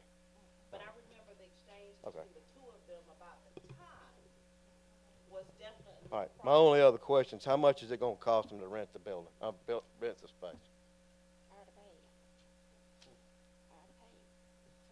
You paid for an alcohol permit, but you didn't pay to rent the space. Well, that's why this other will be heard on the council meeting before her event in the May council meeting for rental of anything. So if I could just answer that, gentleman. Go ahead. There is not currently a fee schedule for rental of Thomeson, of Cherry Street. We have one for the depot, but irrespective. We've got it set for the depot, it should be set for the other venues. If somebody's gonna come in and rent it, then they should be a fee schedule set up prior to them using it. So We did present a fee schedule to the council. They decided to hold on to it till May. Excuse me, how much y'all need? How much do you need to rent the spot? I'll pay it today. Because see, this the thing. Sir, I was- address your comments to me only. We have not set a fee yet, and I can't take money from anybody until we set a fee, and that will be done at the, hopefully at the May meeting. Mr. Mayor. Go ahead. I'm looking at this application, and this application was submitted on 2/27, which meets the requirements of the 60 days was said on the application that it needed to be turned in. Because it was never withdrawn, that's the reason I'm looking at it and saying that it does meet the requirements of the 60 days. It doesn't say in our special permitting ordinance or anything that says it has to be approved within 60 days. We could have waited to approve it next month. The 60-day requirement has been met. The application was made. It was never withdrawn by the applicant, and the money was never refunded by the city.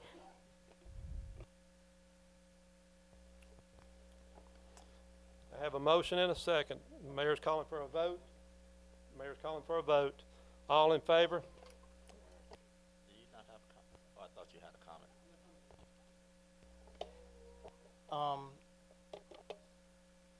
Is there any way that you can amend it and had to Thomason that you put a barricade there? Is there any way you can amend it to yes to be concealed? Again, I'm calling for a vote on the floor at this time. All in favor? All opposed? Pass 4-2.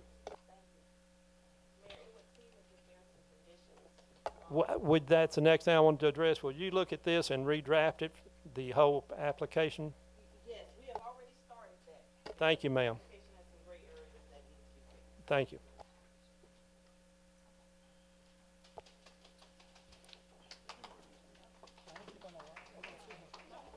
mayor to discuss a refund for the liquor license at Cheers. Is the owner here from Cheers? Well,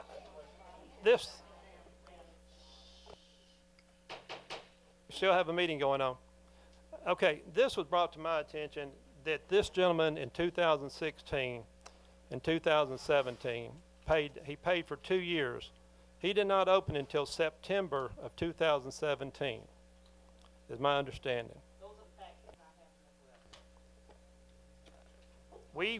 And Pat, I'm going to draw you in because I know we've sent him one refund check. Do you know how much that check was for?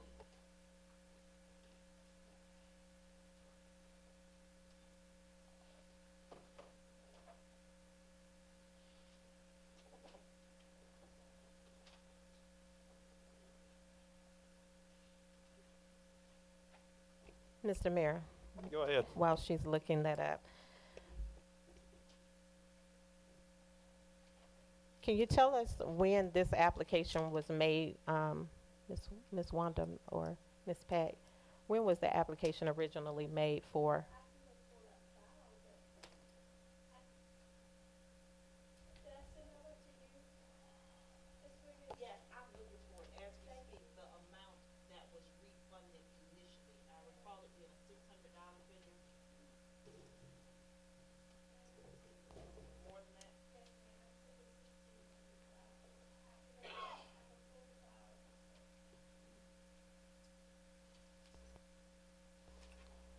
Well, this is just my feeling as the mayor of this town, that if he didn't do any business in 2016, that we need to refund his business license and the amount of the applicant that that's just from the mayor, but I need a councilman to make that motion for me.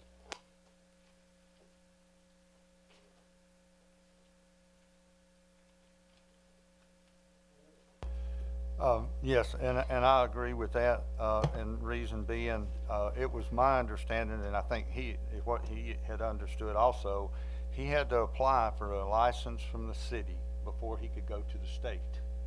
So if that's the case, then, and he didn't know for sure when he was going to open, we shouldn't charge him for that license until he gets ready to open, because he's got to, if we made him pay for those licenses at that point, he's got to do it, or he don't know if he can even get a license from the state to open for business. You're asking a man to spend $600,000-$700,000 and hope that he might can get a license at a later date. So he had no choice but to pay this money, and he didn't open, and there was no reason that we should have taken that man's money in 2016.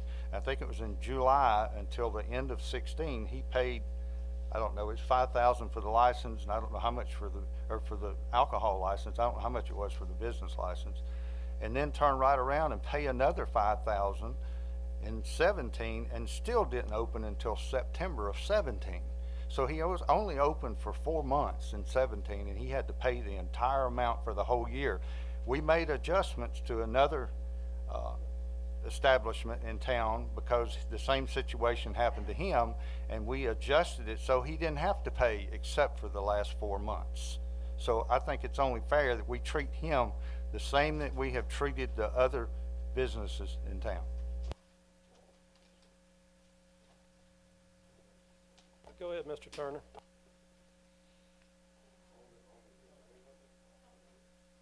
On the delay of him opening. Okay. I want to know on the delay, that did it have anything to do with the city causing him to delay his opening, or was it his own fault? Was it him, or was it the city that caused him to open at a later date? Wanda, can you address that for me, please, ma'am?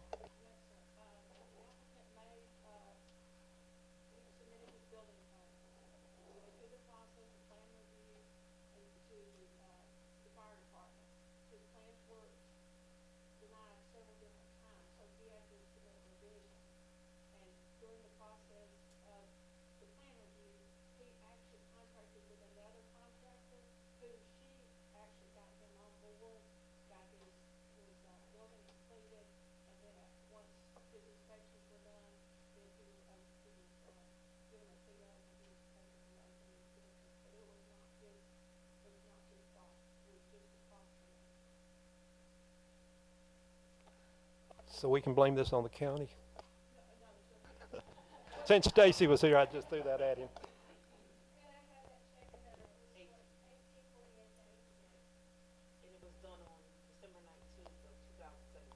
So what did he pay for 2016?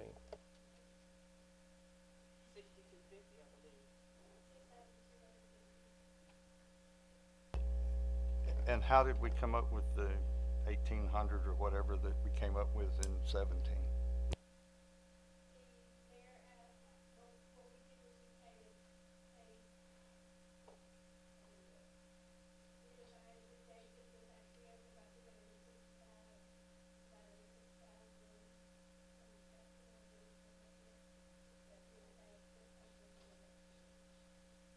We actually have an ordinance that allows a refund, proration of the alcohol license if they open after October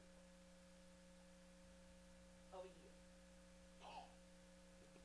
But he didn't open, when did, he opened in September? So no proration. For 2017. He's paid. Accord- I don't know what the $1,800 figure, what that refund was with respect to. Mr. Mayor. Go ahead. According to my calculations, in 17, he should have gotten back $3,333.33, according to how many months he was open and how many that prior to that, the 8 months prior to that, not 1,800 and something. Respectfully, Mr. Burt, he wouldn't have qualified for prorating because he's open prior to your ordinance date. Your ordinance says if you open after October, then you get to get prorated for your alcohol license. So in 2017, he opened in September, so I believe the city charged him the entire year for 2017. Okay, the other business that I referred to also opened the 1st of September, but we give it to him. The difference, and we talked about this over the phone, Mr. Byrd, the difference in that scenario was that that gentleman got the benefit of a state law being passed for breweries. And so they could not sell prior to the state enacting the law that they did. And I believe this council, without the benefit of being in that meeting, decided to not charge him for the whole year because the state didn't even allow to have that ability to sell alcohol until the state law was enacted. Go ahead, Mr. Tarplin. So I just want to make sure that the proration that was made regarding the applicant with the state imposing a new law is not the same as the liquor store. This was a new law imposed on that vendor that just came about on him. No new law came about for the liquor store. Nothing new happened that we should be prorating for him.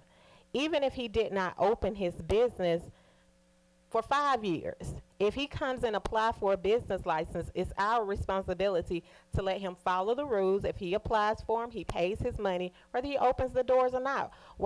If that's the case, we have to give back a lot of money. There was some businesses that, it took time for them to open up their doors months. Are we going to give them their money back too? I have a comment. Go ahead, Mr. Brown. Mayor. I mean, now we're going back in the circle. A couple of minutes ago, we talked about following the rules. But apparently, we haven't been following the rules. And that's what absolutely pisses me off. Be consistent and be fair is what I want to hear in this chamber. So one person or one council person or one citizen or the mayor don't make a decision for this whole community, and it doesn't override the ordinances. We have a person here that is translating our ordinances however they're written, whether they're perfect or not, but they are our ordinances, and we need to follow those ordinances. And this is another instance where we're going back and looking at how we did something wrong and now trying to ride it, and it benefits one and not the other. And it's just wrong. Now, my question is this. I understood that this gentleman, who I didn't see when he stood up, the original license for liquor was written or issued for a particular address. Is our liquor license per address or per name? How are liquor license handed out? Particular address is per name. Okay, so I understand that this person changed their location or their address. Was there a second or an alternate liquor license for the new address or the current address? Yes. The second license that he got, so 2016 license, and I need to correct myself because I made notes and now I have them. The 2016 license was applied for in July 2016. That was for a particular address. The 2017 license was applied for at his new current address. Okay. And they're next door to one another, I do believe. So if I'm understanding right, we're asking to refund this gentleman his liquor license for the previous address after the fact. So if I went to the county and got my fishing license for the reservoir down here, and it's for a year, and I choose not to go fishing, do I go back to the county and get my money back? So you suck it up and drive on, right? So I think we need to suck it up and drive on. Well, there's a difference between $35 for a fish and $6,250. There's a lot of big It's the difference there cost for of me. doing business, Mayor. The man wasn't open in 2016. He didn't sell the first bottle. If he sold one bottle, you wouldn't hear a word out of me. This man did nothing. Can I ask a question, Mr. Mayor? Go ahead, Mr. Lowe.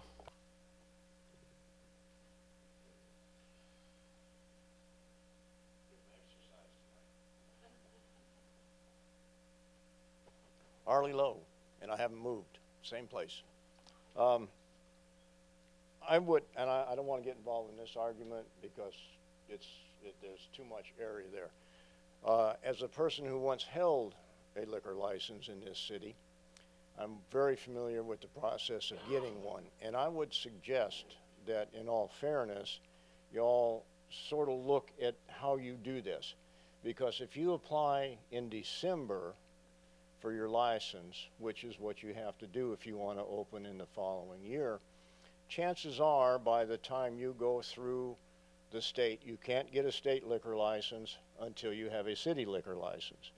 So once you get your city in December, which everybody does in December, that's when all the renewals come up, then you have to go to the state and go through the state situation to get a liquor license. Then you have to go through the state health department for an inspection to make sure that, depending upon what you're doing, I was selling growlers, so I washed bottles and stuff. So there was probably a 6 to 7 month period after I paid my money to the city before I was ever actually ready to open the door. That was through no fault of my own, it was through bureaucracy. So I would suggest that you look at how you can make that maybe more fair. That, okay, you can apply for the license. If the state turns you down, then you get a refund on your application, or, you know, take into consideration the fact that it's a long, lengthy process before you open that door. And it's through no fault of your own that you have to go through. You have to deal with the state, you deal with the county, you deal with the state health department, all those kinds of things before you can sell the first thing out the door. So all I'm saying is maybe it might be a good time to look at those ordinances and see what can be done to make it a little more fair for the folks. Thank you. Thank you, sir. Go ahead. Oh, you did come in. Please come to the podium, please, sir.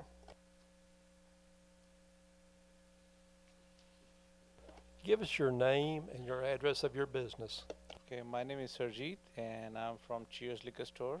I'm one of the partners.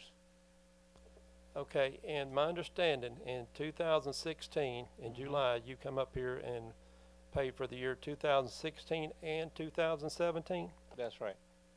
How much did you pay? First year we paid $6,200, 2016, and same, I think same for 2017 as well. Okay. And when did you open your doors? We opened the door on September 1st, 2017. Is that because of your own fault or construction problems, licensing problems, or what? Licensing problem and the city code, and the building was too old, so we have to keep up with the code, making those things happening. And when we get it passed, by the time it was like 2017, September. Okay. Any question from any council members? Can you tell us why you changed the address? You originally submitted for one address and then you went to another address. What happened? That was like shorter, then we planned to go with a bigger space. I have a question. Go ahead. I'm sorry, tell me your name again. Surjit? Sergi. Mm-hmm.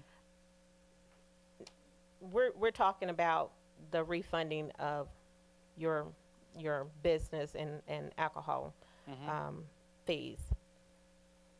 You've already received a partial payment for your 2016, is that right, or 17? 2017 for 1848, I believe it was the quote. What I'm trying to find out is that you didn't request this from us. You didn't ask us for this money back. See, we are three partners. I'm not sure if there was one of the partner must have asked it or not. I can't tell about that. So at least I wasn't there. So. Okay, so you're not sure about your other partners, but you didn't ask for it back. You didn't. Did you feel like you were supposed to get it back? I mean, I should ask for the 2016 at least, and because we did not do anything on that. Tell me, why do you think you should get your 2016 back? You're a businessman that's doing business and you're selling alcohol. Tell me why I should give you your 2016 back. Because I paid the fees, and which I did not use at all for the service that I was paid for. So the fees that you paid was for you to be able to pursue going into business, because you had to pay for a liquor, you had to get approved by the city before you could go to the state. Is that correct? Right. So okay. When we paid that money, we thought like we're going to open it. So moment we started working on the opening of the business, there were so many city codes, and the building that we chose to open up was not up to date, and then we have to work on that. I have another question. Sure. Before going into business, did you look at our city codes and see if what you wanted to do or what you were going to have to do in order to open up this business? Did you look at our codes? Right. So apart from like what the building that we asked them, like this is what we're going to go for, so they said, okay, this should be okay. But then moment like we started up, then there was so many other things that was not up to the fire code, and fire department was not happy. The building code was not up to date. So we have to make a lot of changes to make that up to date, because that building is almost 30 years old. Okay. So the time lapse came because we had codes in place, whether city or fire department had codes, and you had to meet those regulations before you can open the building. Exactly. Okay. And that is the cost of doing business. Right, and you don't know all those things, like, you know, when you're opening up, all you do is just like you have to pay the money to get started. So in anticipation, okay, we're going to get started in a good faith, like we're going to start in November 2016. That's what we thought of, but that did not work out. Okay. Okay. Mr. Mayor. Go ahead, Mr. Turner. During the time this refund discussed, you say you have two partners? We're three. You all never discussed the refund? Huh? You all never discussed the refund among yourselves? Okay, we do a refund? No, we discussed among us, but we do not know the process. All we knew about... What I'm asking you is, you say you don't know whether you asked for a refund or not. Maybe the No, other I do two not did. know. So by you being a partner, you all never discussed it with each other about the refund? That's what I was about to tell. Yeah, we did discuss among ourselves that there will be some kind of a refund, because we did not use 2016 at all, and 2017 half. So we will ask as a courtesy or a consideration from the city's standpoint of view that if they do consider, if they do not, then nothing you we don't can know do about it. Well, but you don't know whether they requested or not. No, I do not know. Oh. Maybe they're cutting you out of the refund. Any more comments? Yes, Mr. Mayor, I have Go ahead, one Mr. question. Brown. Mr. Sure. Sergi, your fees for the state, did you submit a request or receive a request from the state for your fees for your liquor license? No, To both questions? no. Thank you. I seen a hand in the back of the room. Would you come give us your name and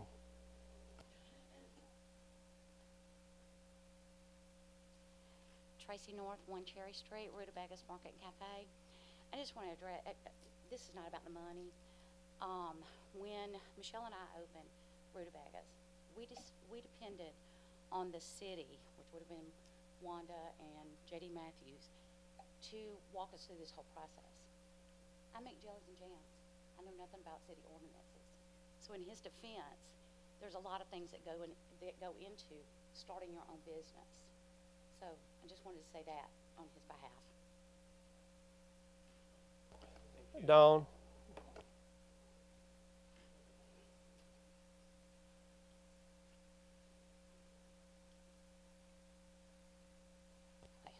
Dawn Greer, 20 McDonough Street. My comment basically is just in reference to using polite language from the council to the audience or to each other, or from the audience to the council or each other. I think that we should not set a precedent that certain language be used however it's directed. I think it's just not professional. I would also like to just make a general comment. It's not the first time of this within the last couple of months that a single council person has done something without other people. And I don't want to get into, I'm not going to name names because I know that's not appropriate and that's not why I'm here. But I just think for fairness and consistency, for statements to be made, I think it's just improper. Thank you, ma'am. Mr. Mitchell? I got one question to ask you. Is this your first business have you opened? This is the first business, yes. And your partners as well? Yes.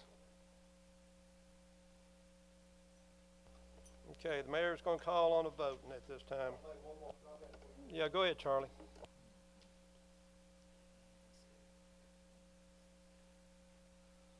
Charlie Hearn, 76 East Main Street, former council member, and we discussed this when I was on the city council. Councilperson Ann Tarpley made a motion that we not charge. Charlie, just address Okay, me. well, no, I'm just going to lay out the guideline because most of the people here don't know what went on.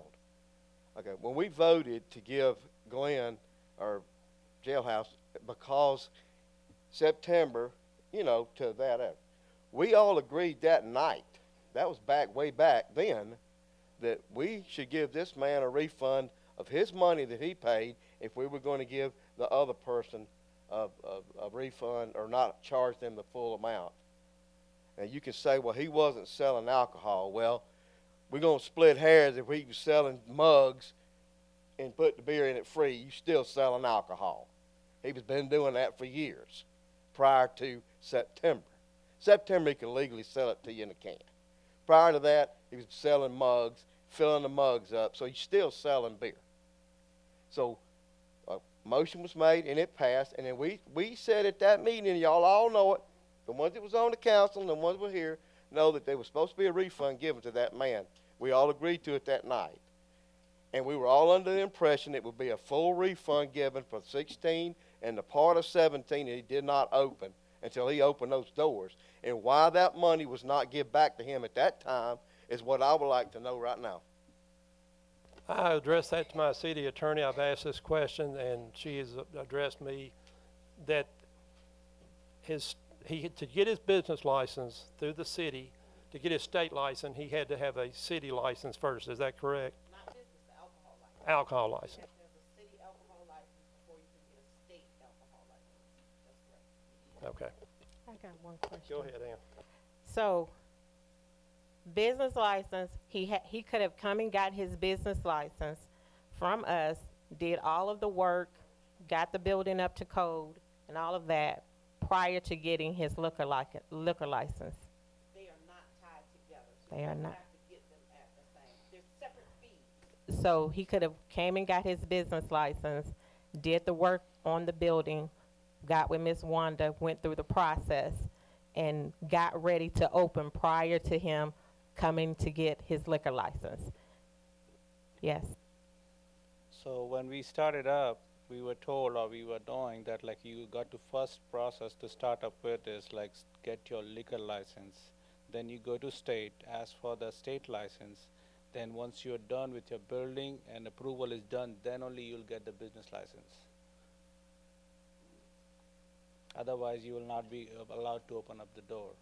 So that business license you get only when you get state liquor, state, fire department approval, building approval, then you get a business license, and then you can open up the door. So all that time, like we were just in limbo, like, you know, if it is, we are going to make it happen also or not. Thank you, sir. Go ahead, Henry. I got one comment on this. One more and I'm through.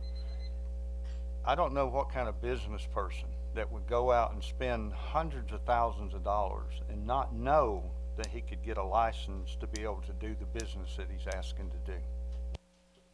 Okay. Ladies and gentlemen, please hold the applause. All right. So when we entered in this business as a liquor license, we thought like we just going to pay for the liquor license, which is $6,200, and then apply for state. Once we get a city license, state getting license for is easy. And we were having already a lease agreement with Mr. Mickey. So we were almost certain like after 2-3 months of a little bit painting and here and there we were able to do it. But we were not knowing at all that there will be so much of building code involved into it that we will be running around. And there was a one point of time after spending hundreds of thousands of dollars, we thought like we were going to just give up the state and liquor license and we'll just walk out. And we'll think that like we have made a bad decision. But then we just didn't give up, worked on it, and came at least to the point where we just opened up. Go ahead, Mr. Turner. At any point, did you ask the city, was that building up to code before you rented it? Were you concerned about the code before you rented it? No, we were not doing all those things, like how that's going to be the code thing, it will come up and then there will be so many electrical, even everything was like out of date. The person who rented you the building. Right, okay. Did they know whether the building was in violation of codes? Did you ask them that? In order to rent it, is it up to par where it's supposed to be standard? So when we leased it up and we talked to of course, Wanda about like, oh, this is where we're going to do open up. Kim was there actually. Before Wanda, there was one lady, Kim, right? So we talked to her, this is the building that we're going to lease from. It should be okay or not, ideal location or not. So they said, okay. And then he said like all the inspection are done, like they do it a periodic time. And then the building that most of the units were closed. So he said like it shouldn't be a problem. So based on that, we just go ahead.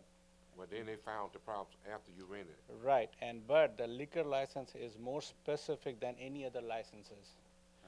For example, I'm not talking about the liquor license right now. I'm asking about the building. Yeah, I'm coming on that, I want sir. to know too, did you inquire about the codes before you rented the building? That didn't cost you anything to do that, did it? No. Okay. So, that's all. yeah, I just wanted to clarify so that you understand like what I'm trying to say here is, for example, just for a small example of drywall. If you go for any other businesses, they will approve with the existing condition. But if you go for liquor licenses, they'll ask you to have a fire-rated drywall, which wasn't there. So we have to install the fire-rated drywall all throughout, which was not, we were not knowing at all. Okay, but they could have told you that if you, all depends on the type of license you was applying for, where you have to have A, B, and C, and D done before you get the license. Right, so, So the code enforcement people didn't tell you that. mm-mm. The lady in the back, Mr. Brown, go ahead. Now I'm a little bit confused, sir, because I'm hearing that this was something that was considered and supposed to have been disposed of before we came on. So I'm kind of concerned, or my question is, why are we back here again? Because I asked my interim city manager to issue the check at that time by the city clerk. I believe one of my council people reached out to the new city attorney and asked for an opinion. Is that correct? I got asked for an opinion back on February 16th, 2018, about a request for a refund for the liquor license. That was all the information I received. Obviously, when it came back on the agenda in March, I did some more digging, which is how I'm able to give dates and numbers. And that's also why we asked at the last meeting that be tabled, because there were some unanswered questions, whether the proper advertising was done. I did discover, and I sent all that to you guys in an email, that the proper advertising was done. I also requested from the State Department of Revenue folks, would there be a violation, or would it be illegal based on state laws for a city to refund a liquor license if the person used the city liquor license to get a state liquor license? And as I forwarded you guys his response. And so in his response, he said no. However, the state would rarely give a refund for a liquor license. He said at the very least, they would separate the fee. So if a total liquor license is $5,000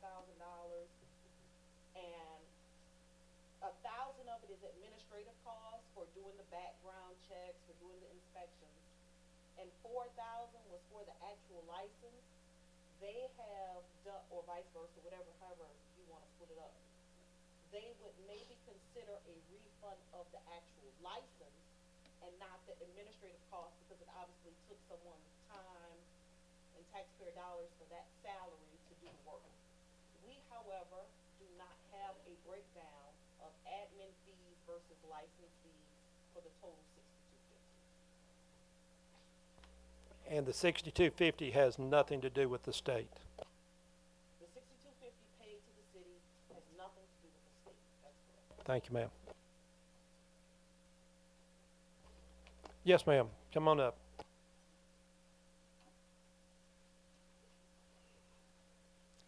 Earlier, I believe, and I'm not trying to speak for you, but you mentioned that there's a city ordinance that doesn't allow a refund if the business opens prior to October 1st, or words to that effect. City Ordinance 6-26 And says that you can prorate if application is made. We got that made language Right. again, like we Mhm. saw in that permit. If application is made after September 1, then you can prorate the amount of that license. Right, so really the issue, I mean, I hate to say it, but we've been sitting here for quite a long time talking about this for something that happened almost 2 years ago. And I understand what you're saying about the ordinance. So the real issue, bottom line issue, is whether or not is the city council prepared to revisit the ordinance and put some exceptions in there, because it sounds like, I heard from other business owners that there are hiccups along the way. There are unanticipated things that occur, and the process is very lengthy. It appears to me that he should be refunded. I know I would like to be refunded, but then if the ordinance, is that the law, city? City ordinance is city law. Okay, well, if that's city law, then that's the part that needs to be addressed. Otherwise, why are we even sitting here listening to this? This is a refund. So just a suggestion is maybe it should be tabled, and it needs to be rewritten, revisited, and put some exceptions into the ordinance that would allow for something like this. If this is not the norm, then it would be an exception. And that's just my suggestion, because Yes, ma'am. I have to sort of agree with Mr. Brown, Councilman Brown. This was voted on almost 2 years ago to give this gentleman a refund. Hold on. Right, but was the city ordinance did the city ordinance state that, has that city ordinance been in place for some time, because even if you voted yes, then you're building an exception process. So then why not, so you don't have to have this conversation again, why not revisit it? The city council revisit that ordinance and put those exceptions in place. So then it's just a matter of a process. It doesn't have to come to the city council or you, the mayor, and have spent so much time. The city ordinance does not address refunds. That's number one. It only Right. addresses proration. Right, but it could, because this is the city, right? This is I a city get it, ordinance. but the other thing is, city ordinances cannot be retroactive. So even if they passed the new city ordinance today, it couldn't apply to this gentleman. Okay, so that's when yourself, as well as the council, needs to do something, because this is a situation that's been going on for like the last 2 years. It happened with someone else, and it was approved. I want, Just my, Go on, Ms. Tarpon. I just want to make a comment. So in regards to the refunding of this gentleman's money. So I was on the council last year when the issue came up with our brewery. And I can remember there being some discussions being said about, well, we're prorating Glenn's, we should prorate the Cheers. But we never made a clear, concise, or even took a vote on whether or not if we would give Cheers prorate theirs. I was not even aware that we had given Cheers $1,800 back. I had no knowledge of it whatsoever. It was told to our clerk to give it to you after our meeting, even though it never was voted on, to give you your money back. So I don't know why we have individuals coming saying that we agreed. No, if you go back to the minutes, there has not been a vote, period, to give Cheers any money back, period. Has not been any vote on it whatsoever. We voted on our brewery, the proration. And if you go, not only did we not vote on it, when the minutes came before us to be approved, we approved them because that's how it was. So I don't know anything about you getting your $1,800 back. And I feel like that we would be setting a precedent. We've had Tierra Mia, we've had the Sake Yumi's Japanese restaurant that has had to delay their openings and all of that to get their building ready, go through all of our codes, all of our building permits, get everything done. They've had to delay their time as well. They understand that this is a cost of doing business. Yes, I understand we're working on our zoning and our codes right now to try to streamline it and help individuals in business because we want to be a business-friendly community. But to try to compare Cheers to our brewery and what happened with the brewery, it cannot be because it's apples and oranges. Cheers never had a new law imposed on them at any time. All of the laws, all of the codes, all of the zoning, everything was already in place when you applied for the business license. So, Mr. Mayor, I would like to make a motion.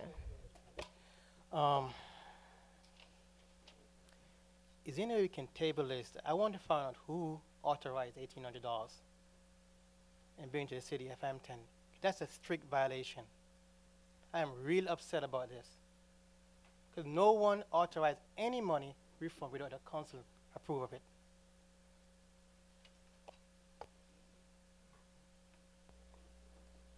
Go ahead, Ms. Betzel. Come on up front.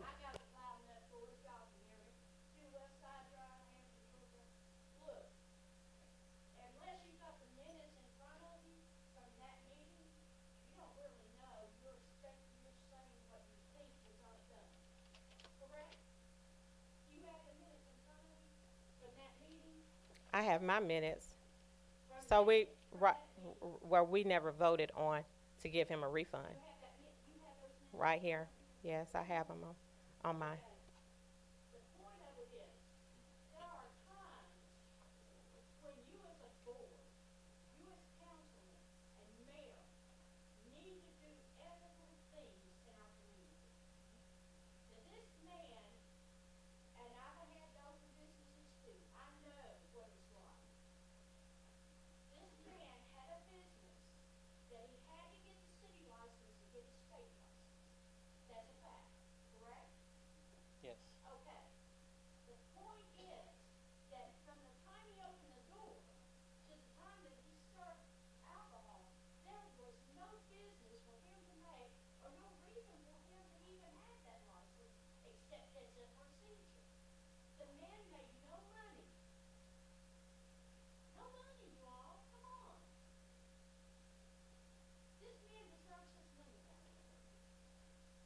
Go ahead, Miss Ann.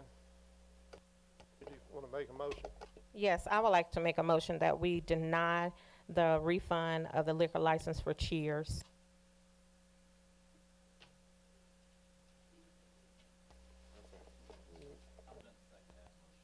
Okay. Yes, Ms. Rudebaker.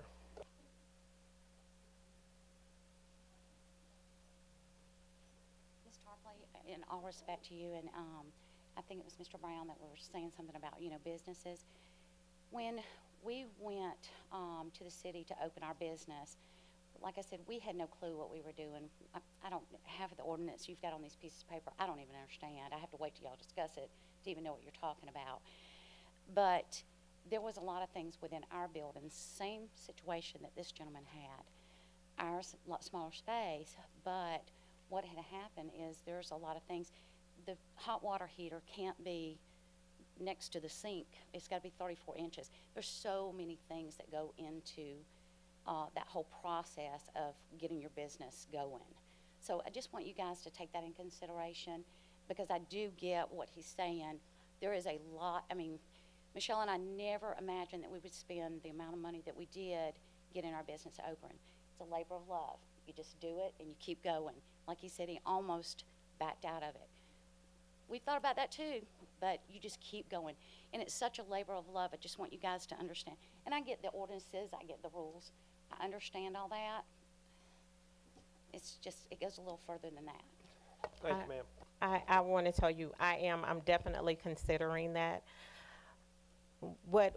When you address the cost of business, that's what I think about. And I think about every business that has done business in the city of Hampton. Yes, and they too have had to go through the same process, whatever the requirements have been. And if we were to give him his money back, then we would have to go back and give everybody their money back. And I totally And get we what you're would- saying. I mean- I do, and I understand the thing between Jailhouse and this particular business makes sense. I don't even know this gentleman, so my point is that, and I get all of that, because the ordinance is, I don't know what to say about that. You with me? Okay. My point is that this gentleman has paid money that he never got to use with his business. I know if that had happened to our business, we probably never would have opened the doors. So it's certain things like that I think y'all should take in consideration. So, thank you. Okay, go ahead, Mr. Mitchell. For Chair, one of the problems for me is this. I'd love to give his money back to him. On the other hand, that's part of business. And secondly, I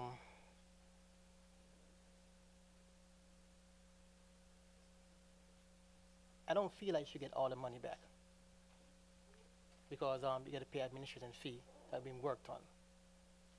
Is there any way we can table this and come to Right now, I have a motion on the floor. I have a motion and a second for disapproval. Any more discussion? Okay, Charlie.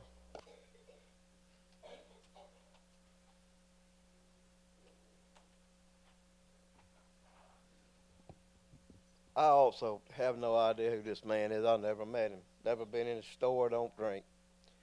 But I know what we did when I sat right there on that council, and y'all know what we did.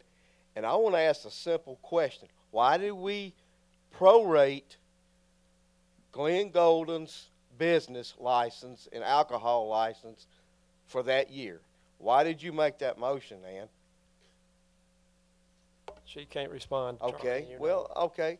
That's what this is all about, Right, Mayor, I understand. is I that totally- we made a motion. A motion was made at that time because of it being September, and he felt like it wasn't fair to him to have to pay for the whole year when he'd been selling alcohol the whole time. But, the motion was made. I voted against it, but it passed. So what is the difference? You can't tell me there's a difference. You got to look at what's fair and what's not fair here. I mean, Yes, there's an ordinance. Okay, there's nothing in the minutes that said we did that. We didn't vote on it. There's a lot of things that's passed up in this council that ain't been voted on in a public meeting. There's phone poles and there's everything else done. So don't say that, you know, it wasn't voted on. It was agreed on that night. And everybody knows it was involved, that it was agreed on that night. That's all I'm gonna say. But it wasn't done. And we don't know why it wasn't done. Thank you, Charlie. Again, I have a motion on the floor by Councilwoman Tarpley. Just the last comment. Just the last one. Garrett Hudson, 38 Elm Street. Been all my life. Daddy been all his life. Granddaddy been all his life. We got 100+ years of help. I don't even know half of these people. But a young lady came up here and said something about how you're speaking to people. I've sat here, I ain't saying nothing. But if it goes for one, it goes for everybody. I'm getting really upset how this man keep coming speaking. It's real disrespectful. It's my first meeting sitting in, but I don't like how he keep coming to the stand, whether he was on the council or not. It keeps addressing people on the council. Keeps addressing, and it's really bothering me. I think he need to be talked to like she's trying to talk to other people. That's what I got to say. Thank you, sir.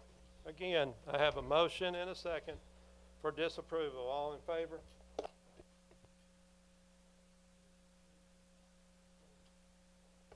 All in favor of it to disapprove? 4-2. Disapproval. I apologize, sir. No problem. But I got my refund from these wonderful people. Thank you so much. Thank you. Thank you. New business. Council to approve/disapprove drilling a test well on Winford Ridge Drive. Derek? Mayor, this is a location that we had, the archaeologists had picked for the next test well. We have a signed right of entry that has been filed with the Superior Court for that property, with the option to purchase if we find water. So I just wanted to bring this to the council's attention and possibly for a vote to see if we want to proceed. We do have the monies that were budgeted for this project coming out of Splosh, the Splosh account. Mr. Mayor, I make a motion that we approve the drilling of the test well on Winifred Ridge Drive. Second. Any discussion? I just want to make clear, we've had some conversations in regards to wells that have not produced, and the cost of drilling a well is about $35,000. So we want to make sure, of course, all we have is what our archaeologist says is a good location. We want the citizens to know we're drilling this well, but there is no guarantee that we will get water out of it. However, if we do get water out of it, it can save us in the future, in the long run, if we're able to produce out of this well. So we just think that it's a good, I think it's a good idea that we would proceed with trying to get water from a well. Okay. I had a motion and a second for approval. All in favor? Passed 6-0. I would like to, Derek, or I was going to say our new city manager here, to please, when they start doing this, is notify the citizens, the homeowner association. With that, I believe he spoke to being notified of when they're going to start and everything. Yeah, we'll communicate with Mr. Dexter and let him know when they get started, or when what the proposed date is at least. Thank you, sir.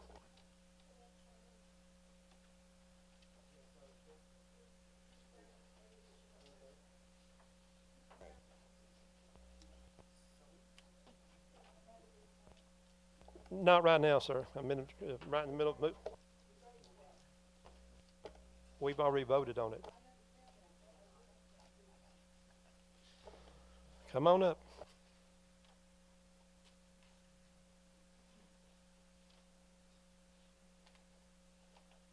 Michael Rockholt, 1211 Pebble Rock Road, Cobblestone. If the residents of the Homeowners Association, where this well is being punched, have any regards to what's going on. I can just express how they worked with us in the cobblestone when they punched a well there. Unfortunately, it was not productive. The general contractor who did the well was very effectively communicating to us each and every step along the way, and we did not have any problems at all. Thank you. Thank you, sir. Council to approve/disapprove Depot Building Phase 2 for the amount of $126,087.47.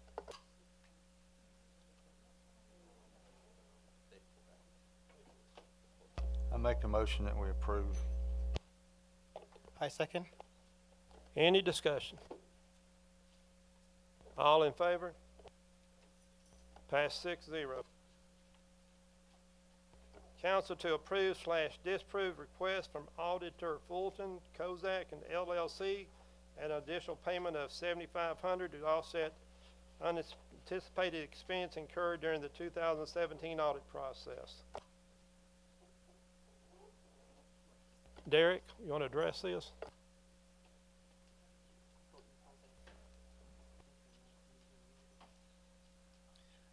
Yes, sir. This was asked to be added to the agenda.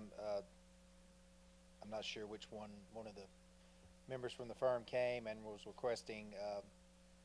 He said it took them over the amount of time they had allotted for the audit, and had requested just to the council if they would consider a refund of $7,500. I believe he said it was in the $20,000 amount range is what he had in people in man hours in correcting the budget or the audit. So he was just respectfully requesting a refund. So we added to the agenda. Okay. Not a refund, an additional bill. He's gonna bill. Additional fee fund. No refunds here. No refunds. Okay. And it was for the work that he had to do with the DDA, is why he requested the additional money. Okay. I don't think all of it was from the DDA. I think some of it was from other issues and things that they had to do. And I would like for us to follow up and find out what those problems are and try to get those solved so that we don't run into this again. So is that a motion to approve? Do I have a second? Second. Any more discussion? All in favor? Okay, Mr. Mitchell, you're opposed? Okay, pass 5-1.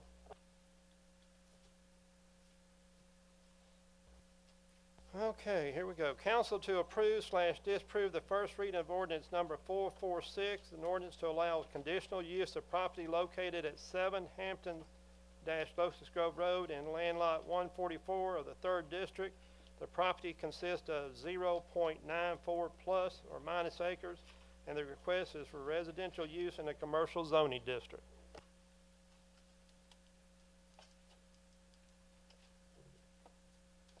Do I have a motion? I'll make a motion to approve. Do I have a second?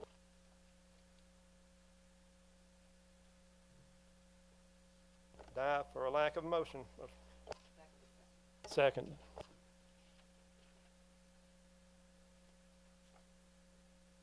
Council to approve/disapprove the first reading of ordinance number 447, an ordinance to allow request a variances from development standard for property located at 7 Hampton-Locust Grove Road in land lot 144 to the 3rd District.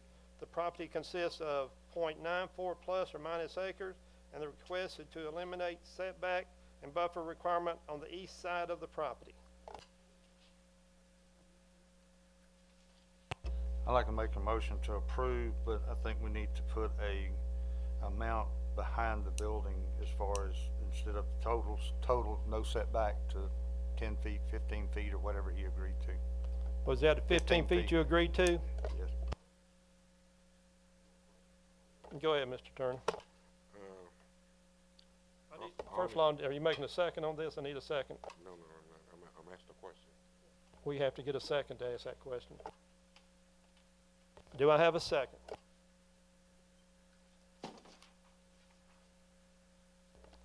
Die from a lack of second motion.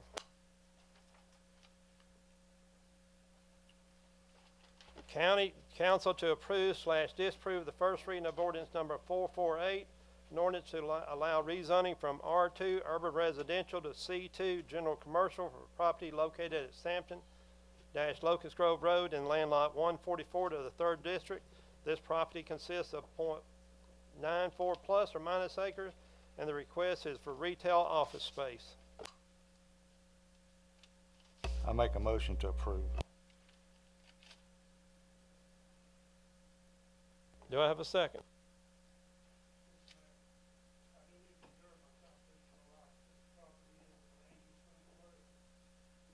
Thank you, sir. Do I have a second? Die from a lack of second. Okay, Henry, you're I'll going to... recuse myself.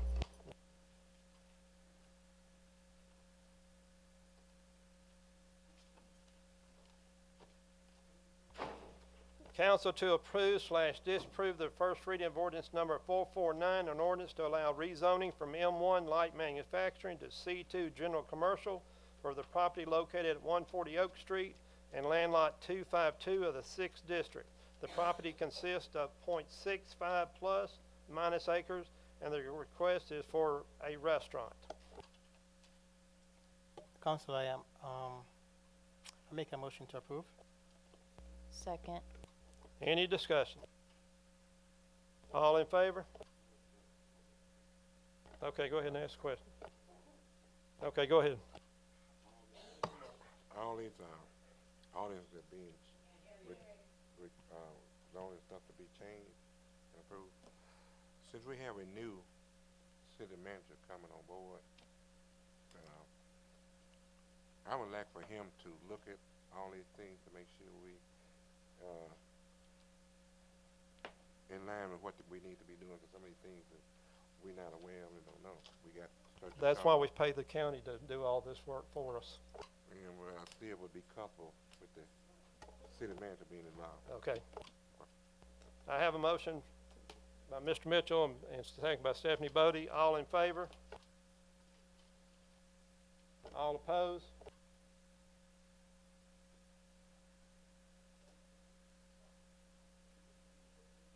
Don't miss Tarpley.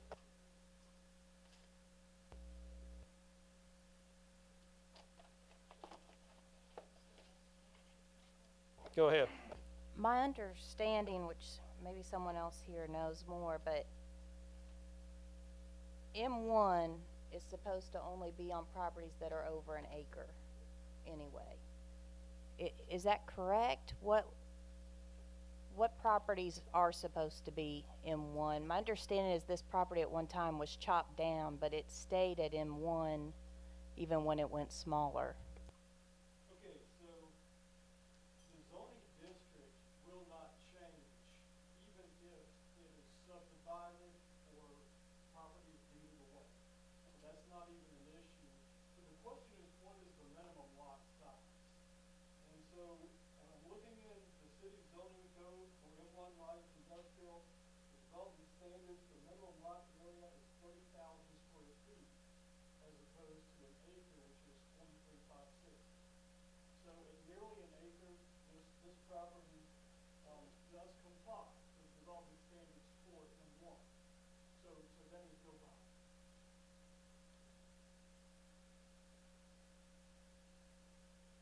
Ann, I'm waiting on you. I want to, so can we not get the city manager, the new city manager that's coming in on Monday to take a look at this before we deny it or accept it, to take a look at it and make sure that it is conducive to what we're trying to do here? I'm going, because, correct me, city attorney, you're making good bucks tonight, is that I have a motion and a second to approve. And I had 2-2. I've got one council person still abstaining, has not voted yet. I need advice here, I'm asking. Are you holding out for her vote, or are we still? I'm holding out for her vote. So the only motions that would supersede the main motion that's on the table, and I am now up to date on parliamentary procedure that is not Robert Rules of Order, because would be a motion to refer, a motion, give me a second, let me get to my page.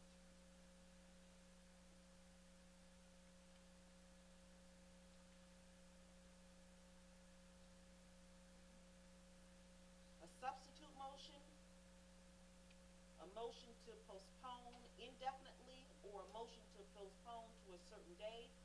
Lastly, a motion to lay on the table. Mr. Mayor, I would like to make a motion that we postpone this to our May meeting. I believe we have to Can I make an amendment to the motion? But you didn't vote on the last motion.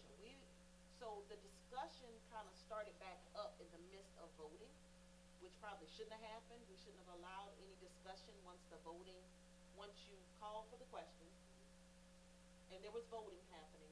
No more discussion should have taken place. So let's get Ms. Tarpley's vote on the record to see what happens to the motion in the second that's already started voting on, because you've already got votes from 4 people. It failed 3-2. Mr. Mayor, I'd like to make a motion regarding this item that we postpone it to our May, I believe, the 8th meeting of this year, giving us an opportunity.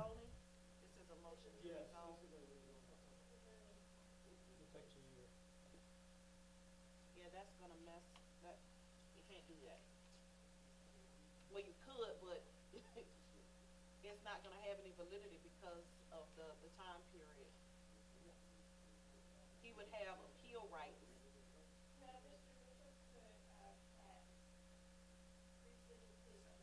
He could have.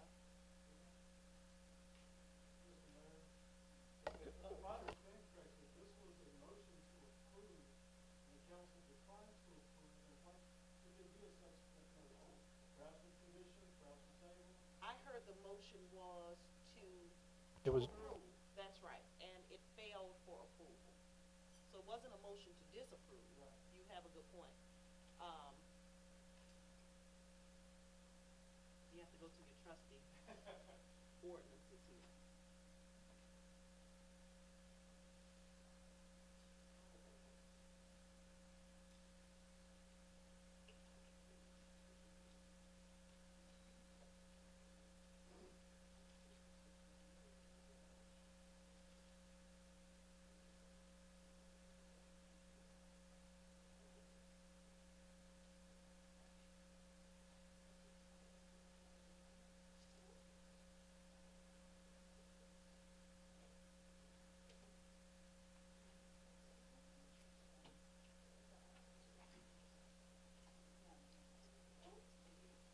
So code section 67-277 says, should the city council deny a request on a parcel of land, then the same request may not be considered until the expiration of 12 months from the date of denial. So this was a denial. This was a denial.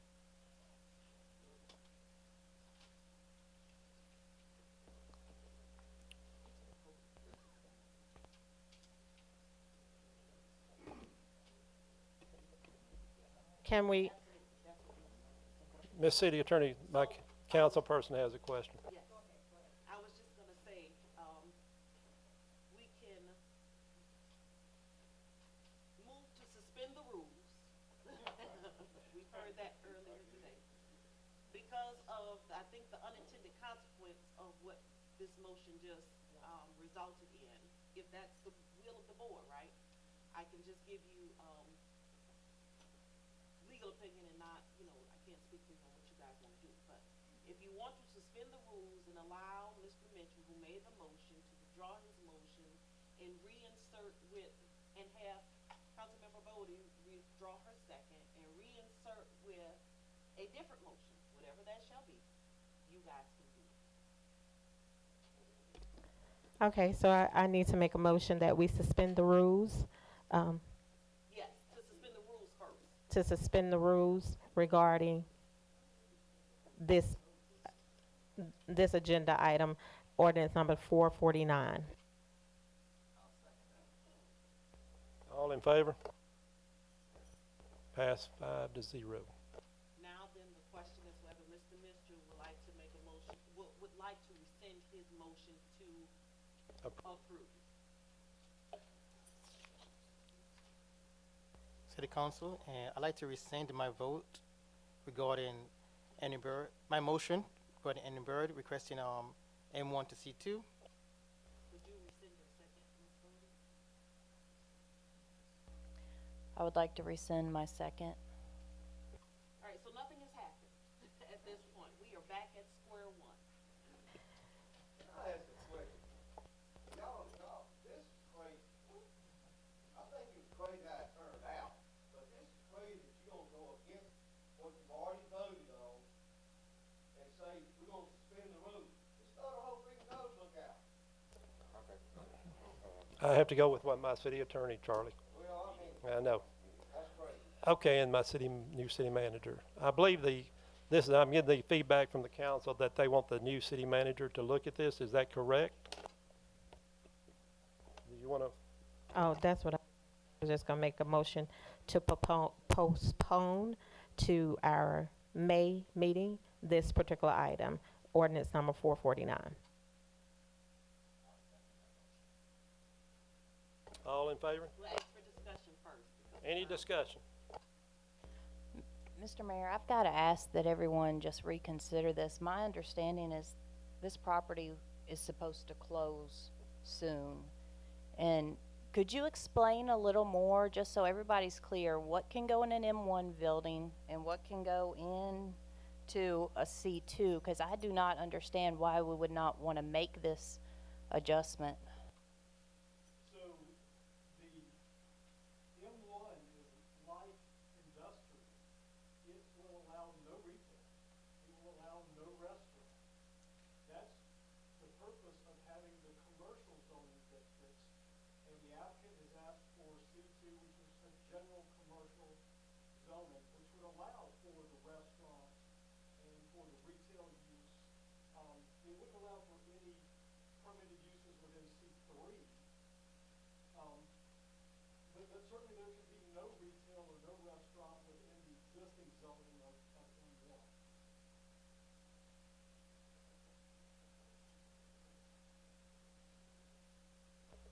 Stacey, I'm going to ask the other business around that area. How are they zoned? Yes, let me find it. I'm looking at the exhibits. I believe the exhibits were included in the council exhibits. I'm looking for the zoning map, and so it will show the surrounding zonings. If you have that, it should be in your exhibits. That whole quadrant of the intersection of 1941 and Oak Street on that side is zoned M1, light industrial. So just this one area then that we're talking about would be C2, just that, or was the whole area? That is true, Mr. Mayor, but I would also direct your attention to the next map, which is the future land use map, which is the city's policy guide, that shows that whole quadrant as being commercial uses in the future. So there's no inconsistency with just this first parcel becoming C2, because the city anticipates the whole quadrant going commercial in the future. Okay, thank you.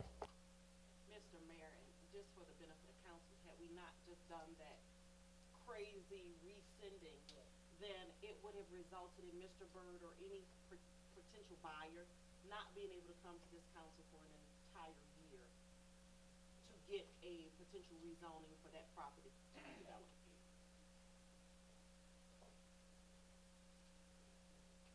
You have a question? Go ahead, Mr. Turner. Postpone it for a week. Can we do that? And the city manager have time to look at it, and then it'll be 5 days. I don't have a vote in this. I mean, Ann, So I need to amend my motion